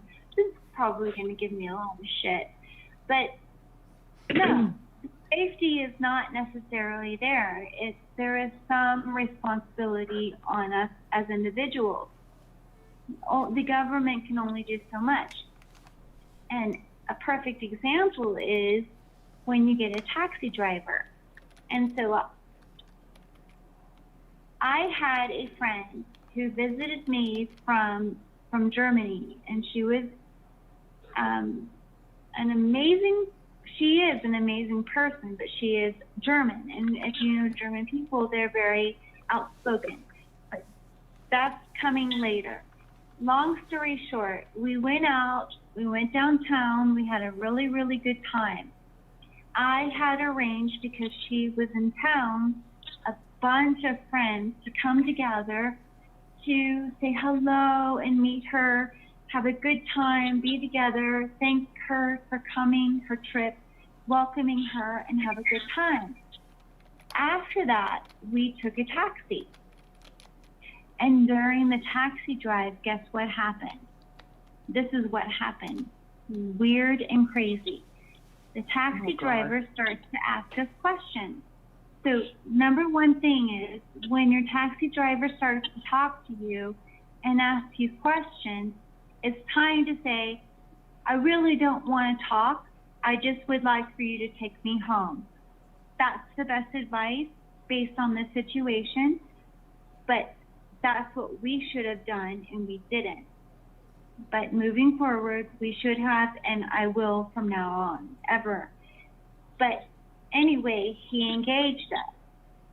And he said, I noticed you kissing a bunch of boys. I noticed you kissing a bunch of people.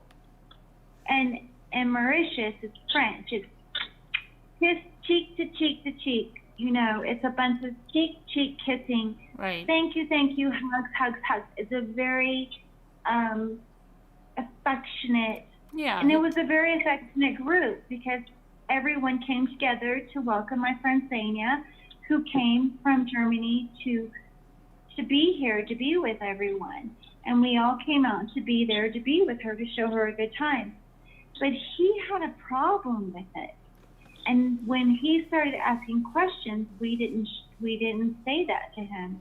We started to make excuses. We started to say, oh, well, yeah, that's our friend.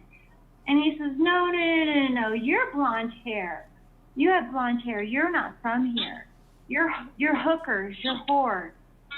And I'm telling you the truth, because this is crazy. I said, we were like, what? I was like, what? No. And my friend Sanya, who's from Germany, who, if you know German people, they speak out. No, how dare you say that? No. And then she said, oh, my friend is with the embassy and this and this and this, and how dare you ever even make that claim? And then he got even more inflamed, and he says, I hate Americans. I hate the embassy. And then you know what happened? He diverted, and next thing you know, we were driving down a tiny road through sugarcane fields.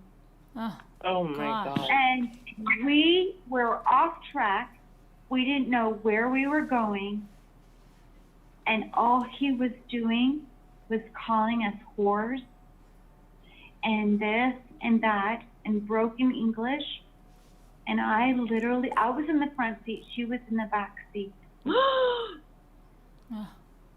She's freaking out. She's screaming at him. He stops for a second. We're getting into fisticuffs. She's fighting. She's grabbing him, telling him to pull over, stop. He won't stop. Then he stops for a minute. She jumps out. To this day, I'm like saying, how could you have jumped out? I don't know how you could do that. But she was like terrified, because he was talking about assassinating people. I had high heels on. I took my high heel off, and I was literally punching him in his face with my high heel. And I, at a point where he was at the same time reaching over and grabbing my hair, and my hair was being pulled out, literally pulled out of my head, like pulled chunks out of my head.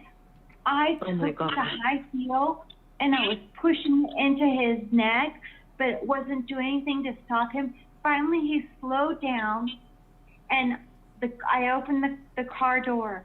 And as he slowed down and opened the door, I tried to get out, and that's when he sped off and he kicked me out.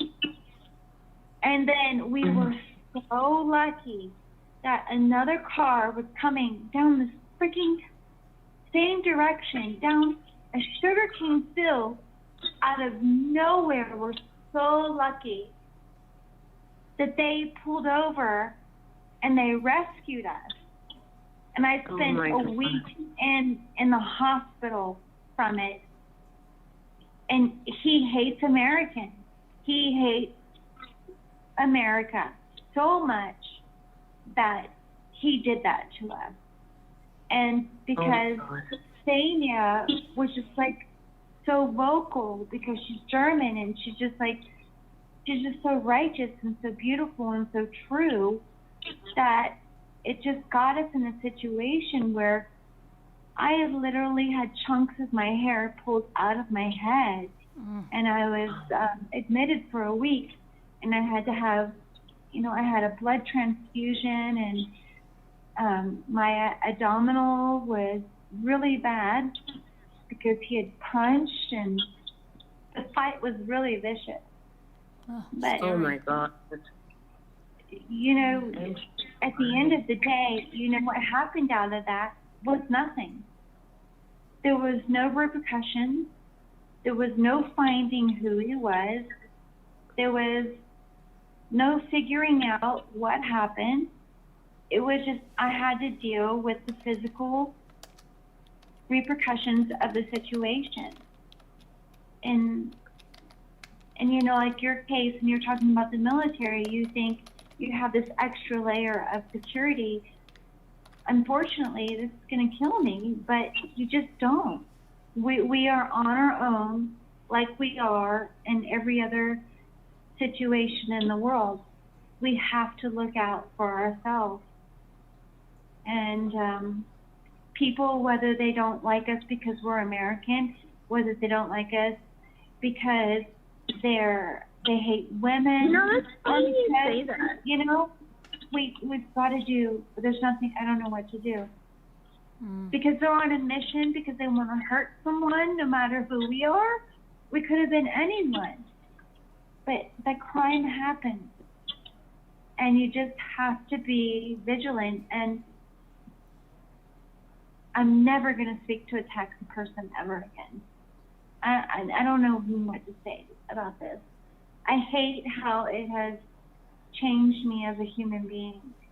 But crime can happen anywhere, even in a taxi cab. Scary. That is so scary. I'm so sorry you went through that. That's horrible. Thank you for that. Thank you, because it was traumatizing. I bet. But there's worse crimes that happen, But what's scary and what's important to take from this is that we here in true crime groups can learn from these situations and be more vigilant and be prepared and have your keys posed within your hand where they're poking out so that you can defend yourself, so that you're never a victim. And know the ways to escape a cause, know the ways to escape being held captive. It can happen to anyone, overseas or even here in America. It does happen. So, yeah. God. Wow, scary. Scary, scary stuff. Well, glad you're okay. I'm okay. Thank you, Carolyn. I'm fine. Thank you, gal. I'm fine. Just too much. Did you go through some therapy after? Like, you must have needed some kind of trauma, like therapy I after. bet Carolyn is like, Deb, what was up with you during your little episode? Yeah, I've had therapy. When I feel like no one's listening, I have a problem. And that's not Carolyn's fault or Scooter's fault or anyone's fault. It's because during that situation when I was 12 and my grandparents were visiting, that no one wanted me to be connected to that crime, that hurt to not be listened to. Right. And so, but I've had therapy and I'm fine. I'm not a mess. I'm just very emotional. And I think we all are. And Carolyn has been through more than we can all imagine. And I think if anyone's going to empathize with me, it would be her, I would hope. Scooter too. It's not easy. No. You can only talk about it so much, but how much does it help? Right. The more that you have people around you that support you, is the better. Yeah. And Carolyn does that. Yeah. Yeah, we all have our moments, and you never know what's going on, in someone's life that may not be coming out and come out in something else completely that's, Yeah. Carolyn, have you ever had anyone say to you, why do you follow these cases? Why are you so involved in something so... Oh, yeah. Why are you invested? It's not your family. What do you what's wrong care? with you? Yeah, right. Why do you care about these people? Yeah. Because you do. Right. And in that one case, then I did end up forming a friendship with the family, with the Rusak family, and I consider them very, very good friends now. So, and she got me through some things, and she restores my faith a lot of times when it's lost. So I think in that case, and just talking about faith, that I do believe there is a divine intervention, if you will, that brought us together.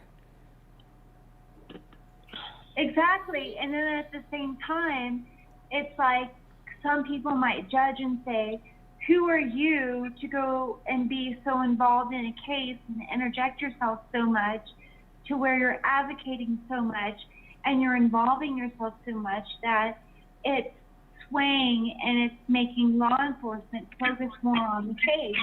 It's because, well, that's the objective. And at the same time, when people are like, oh, well, why are you getting so close to the family? Well, it's because the same objective, because you want law enforcement to focus on it. And at the end of the day, the family, when we're going through trauma and we're dealing with a situation where we've lost someone so tragically, it's just like when I was telling you guys, when the guy was punching the lady, I thought, and I was frozen in fear, and he actually was stabbing her. I couldn't move. You're frozen in fear. The family is frozen in fear. They're limited. Like, every step they make is 100 times behind our normal reaction because they're traumatized. And when you've got someone like Carolyn or any of us advocates there to support the victims, it's helping them to move forward and to make action. Yeah, and it's more, Deb, they can't move. Yeah, where they're frozen, we're dredging ahead. We're making headways. We're making a difference, right? Right, and it's more towards the traumatization of them now, and it happens to anyone. I mean, people want to say, well, they shouldn't be on YouTube. If they can't handle all this stuff, they shouldn't be on YouTube. But who are they to say the family shouldn't be on YouTube, especially during the pandemic? What if, YouTube is more than just true crime, okay? If you want to do a DIY, it's gotten a lot of people through life. So who are these people to say, well, they should be off social media? Who the hell are they? That's the whole thing. No, maybe you shouldn't traumatize victims. So it's like, oh my gosh, it just goes crazy. So yeah, I mean, and traumatize is what they are. They're called terrible things. They're inserted as, even poor Nicole Atkinson, she had a video the other day. I mean, the people have been saying that she was involved. I mean, it's like ridiculous. And there's got to be laws. You reach out for help and you need the help. Yeah. Because you're frozen in freaking fear. And you need it. And who are we to not step up and be there to step in and to help? Yeah. And then for those people to second guess or judge you, me, or anyone else that wants to help a victim of crime. Right. I mean, I don't even know what to say. Yeah. It's poor judgment. And it's what starts the healing process. I don't know. I think you guys, I started in true crime advocacy back in the 90s when the internet was just starting. Law enforcement was just like, oh, these people are just interjecting and they're interfering with the investigation. But let me tell you this. Today in 2021, people like Mommy Ramblings and other groups are actually in a situation where law enforcement reaches out to Mommy and says, what do you have? What do you know? How can you help our investigation? They need us because we have the ability to look into and research in a way that they're held back by bureaucracy, the red tape. And a tip is a tip. And if they can call Mommy Ramblings and hear about what she's learned and what she knows and how she can advocate and how it might help the case, they'll call her and it will help the case. And that's a good thing. And social media is going to go from being a bad thing to a good thing. And I'll tell you, Mommy Ramblings is going to be one of those pioneers that started this and has made this be a good thing. And I'm not just saying that, Mommy, because you've been there way before anything. You have been there forever. And it's a good thing, guys.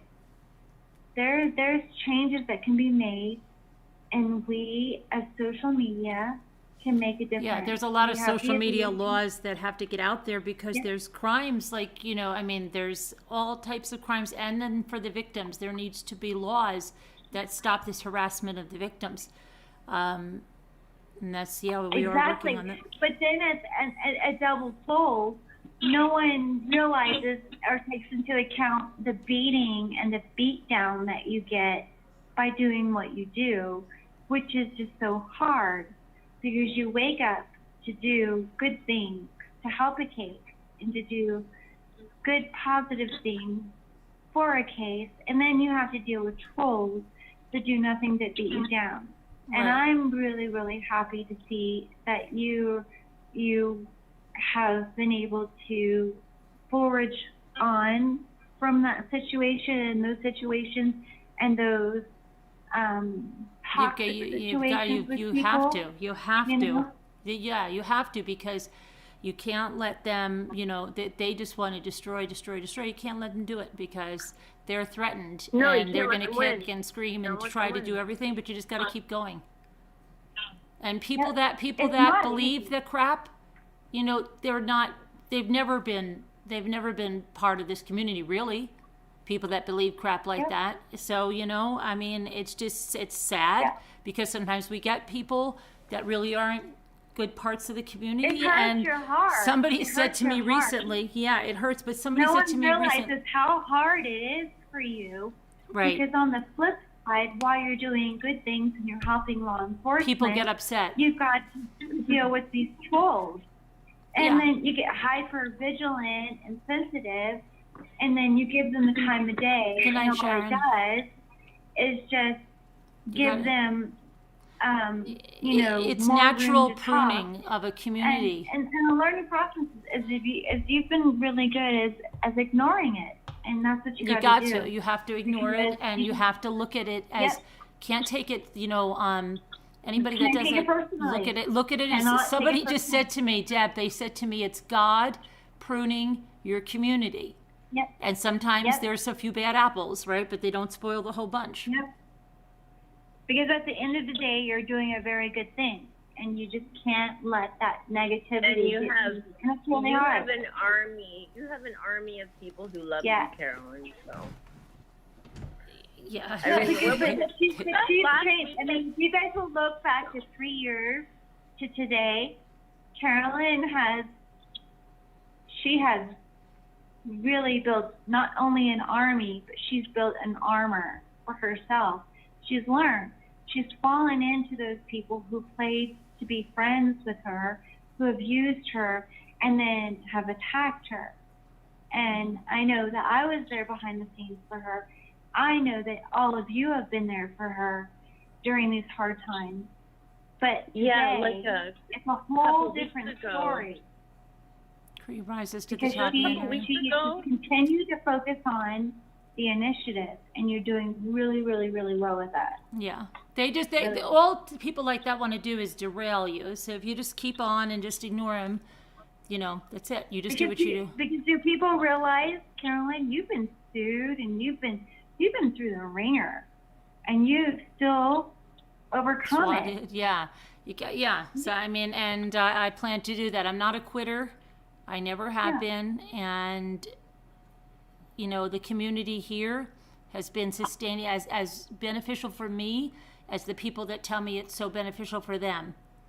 Because I never would have made it through what I went through without the community, and I'll say it over and over again. So without your perseverance and your family, and without this family, without this community, really, because especially with the pandemic, I can't even imagine being just trapped up with my grief. I couldn't do it. I couldn't do it. You could go stark raving mad. Even during your grief, Eric, even during your grief, you guys, I think maybe I'm checking in a little bit late into the game, but you guys remember this. Even during Carolyn's grief, the trolls were killing her. Oh yeah, yeah. Oh, she's doing well. She must not have loved her son, right? Because she's back. Yeah, it's sickening. And Sandra Rusak, she gets the same kind of stuff. But, she tells me, she goes, I know my daughter's heart. I know my heart. They can say whatever they want. I'll say the same thing. People that spread nasty rumors and lies about me, I know my heart. And when I lay my head down at night, I lay it down without a problem because I know my heart. Yeah. And if somebody doesn't know my heart, well, then they don't know me. And when all this was going out, I just want to say something, Deb, because there's a lot of people spreading a lot of really vicious stuff. So, I told Sandra, because nothing would be, I know, she said to me, Carolyn, she goes, anybody could come to me about anything. I'll tell you something. You're Italian, number one. You're a Jersey girl, number two. I know your heart, Carolyn. She said, nobody's going to tell me about your heart, but she goes, fourth and most important, your son comes to me, and your son talks to me, and your son has told me who you are, and he sits at your table. And so, you know what? That's more to me. Carolyn? Yeah. I don't know that you're Italian. I don't know that you're these things. I just know you by you. I was referred to you by a friend who said that they cared about you because you were upset and crying about a fucking piece of shit, Kay, for justice. And I'll say her name. I don't care. What's her fucking name? Okay, excuse my language. I'm sorry, Carolyn. I have bad language when I'm upset. What's her name? Purple K. Anyway, she was after you. And that's how I got involved in following you. And I don't know, it didn't matter where you came from. I listened to you.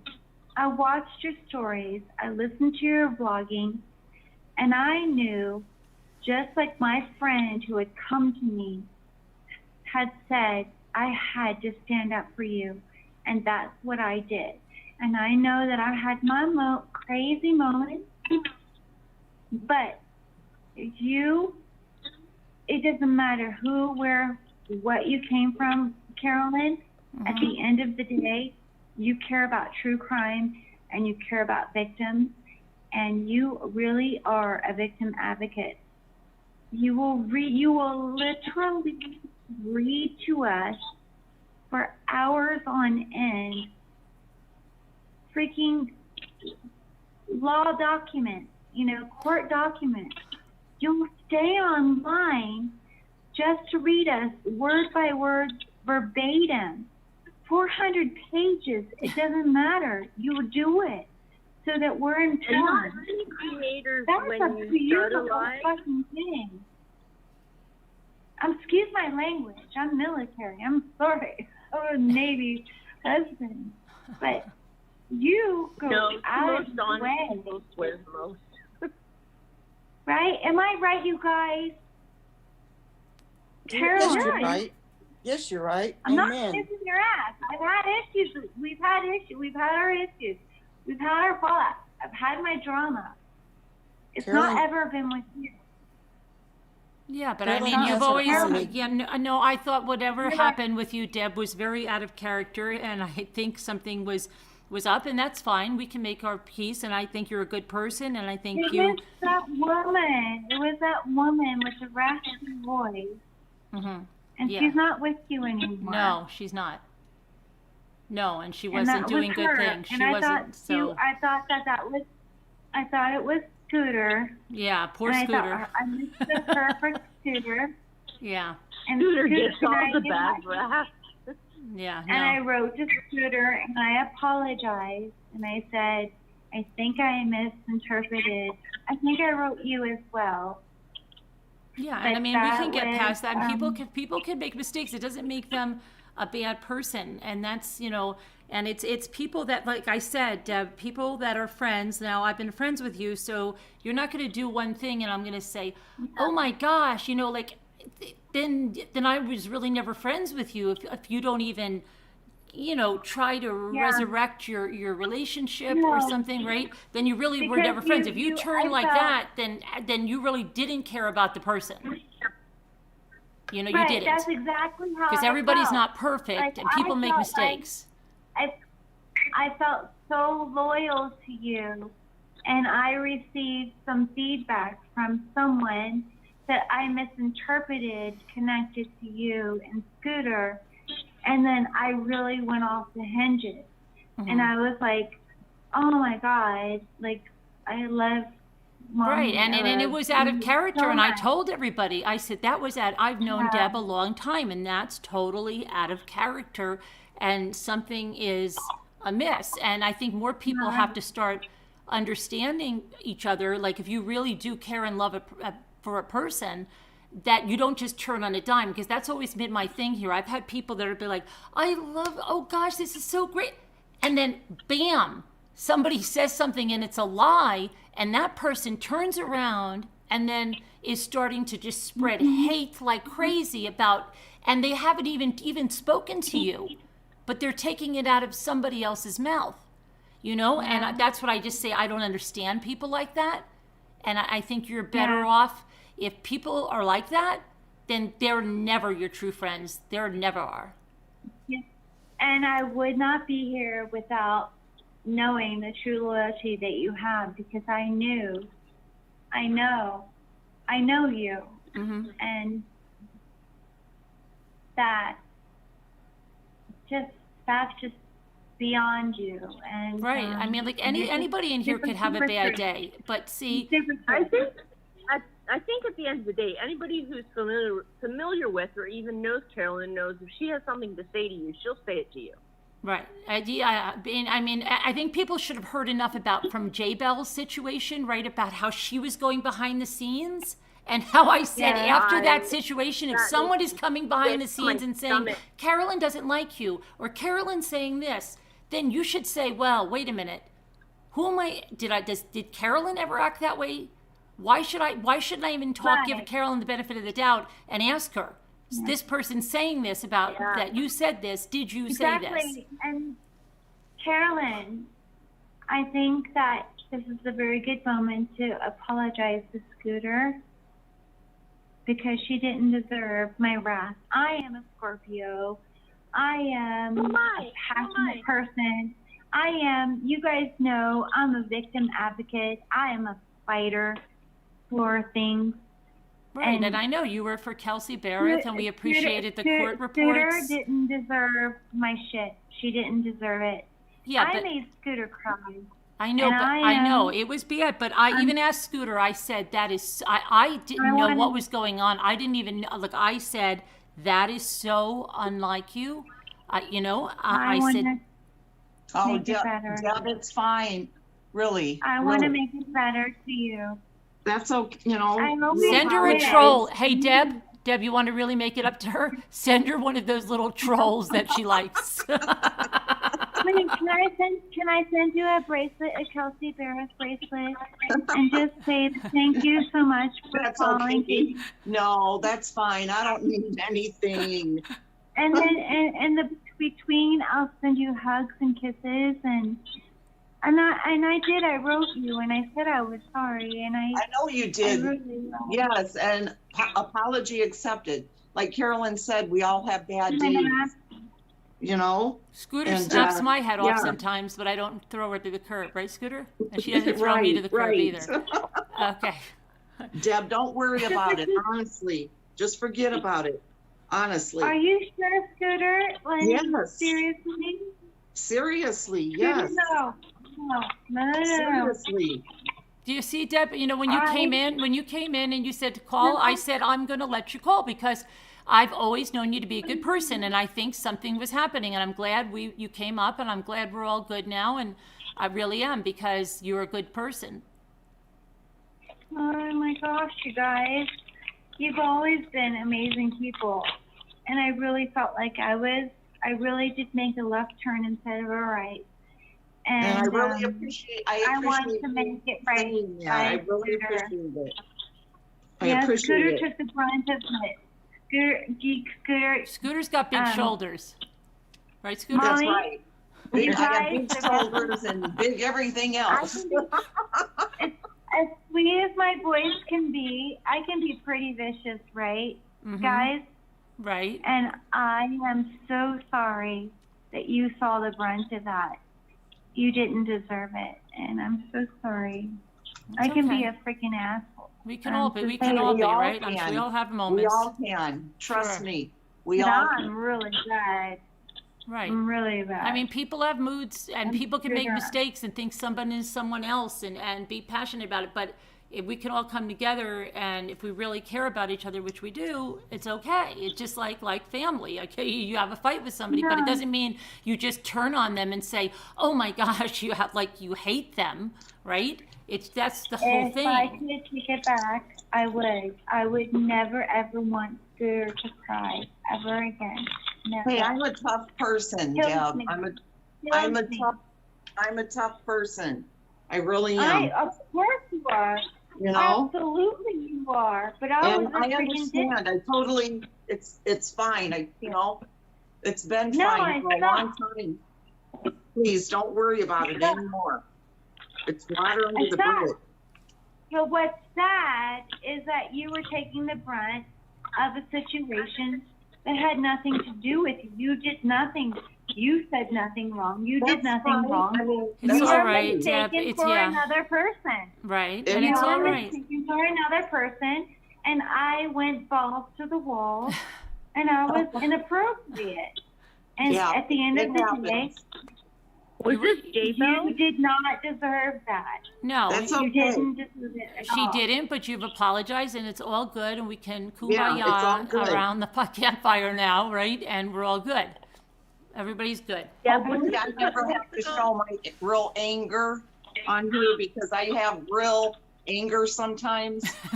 And yeah, I would scare a lot of people if I ever got that mad. No, but Deb, you have very good vocals, anger, and so does Mommy. You guys are very, very on track. I can't apologize enough. Well, All right, just so how about it's over. you're Forget good. it. You're good. No more It's over. apologies. You're not allowed to apologize Yeah, anymore for it's all it. That's good. it. You're done. I'm never going to stop apologizing, no matter what. Every time I talk to you, I'm going to apologize. No. But what do you guys? She doesn't want You that. guys, Then she's going to get angry at you. Yeah, you're going to get me mad. no. Okay, so let's focus the anger on this new situation with Crystal Lee Kinney being Being potentially out of prison any day now. right. How about that? Let's focus our energy on that. Yes. You know, there are loopholes, and I would like to maybe, if Mommy would be willing to have another live that we talk about, we go through the formal litigation, and we realize where the DA fucked up. Excuse me. Sorry. Well, we did that the other day. And what it is, it is such a stupid thing, right? Isn't it? Yeah. Yeah. Yes. It's stupid. Yeah. It's because, like, she said it there that, you know, is it aggravating, but he didn't word it exactly the right way. And so now, because of that loophole, you know, the appeal is granted. So she can. Like, guys, let's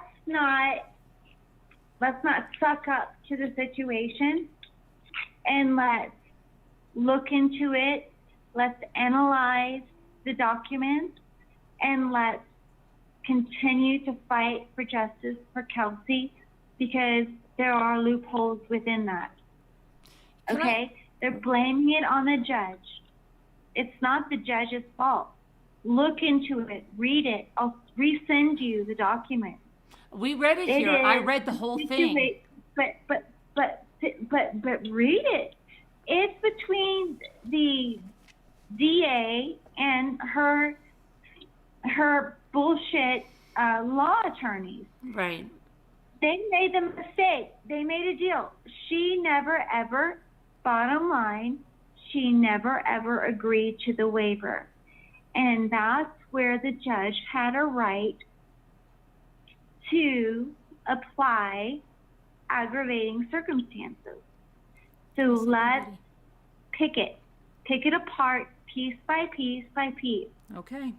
I think that there is a loophole, and if we speak up that enough, that we can bring enough attention to where they will pay attention to this tiny, tiny, tiny piece, a part of the contract that will make a huge difference, that it will keep Crystal Lee Kinney in prison, if even just an extra day. Doesn't it matter, right? For Kelsey? Yeah, of course. Right? We want to see her. We don't want to see her released early. Nobody wants to see her released early, you know?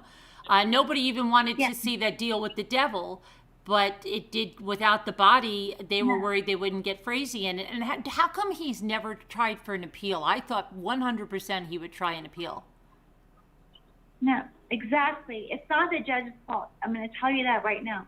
You're going to read in media that everything to do with the whole thing is laying down onto the judge. It's not the judge's fault. It's the attorney's fault. And that's where we can speak up.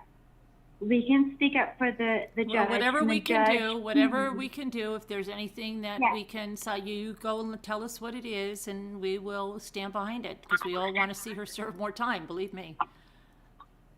Let's do it.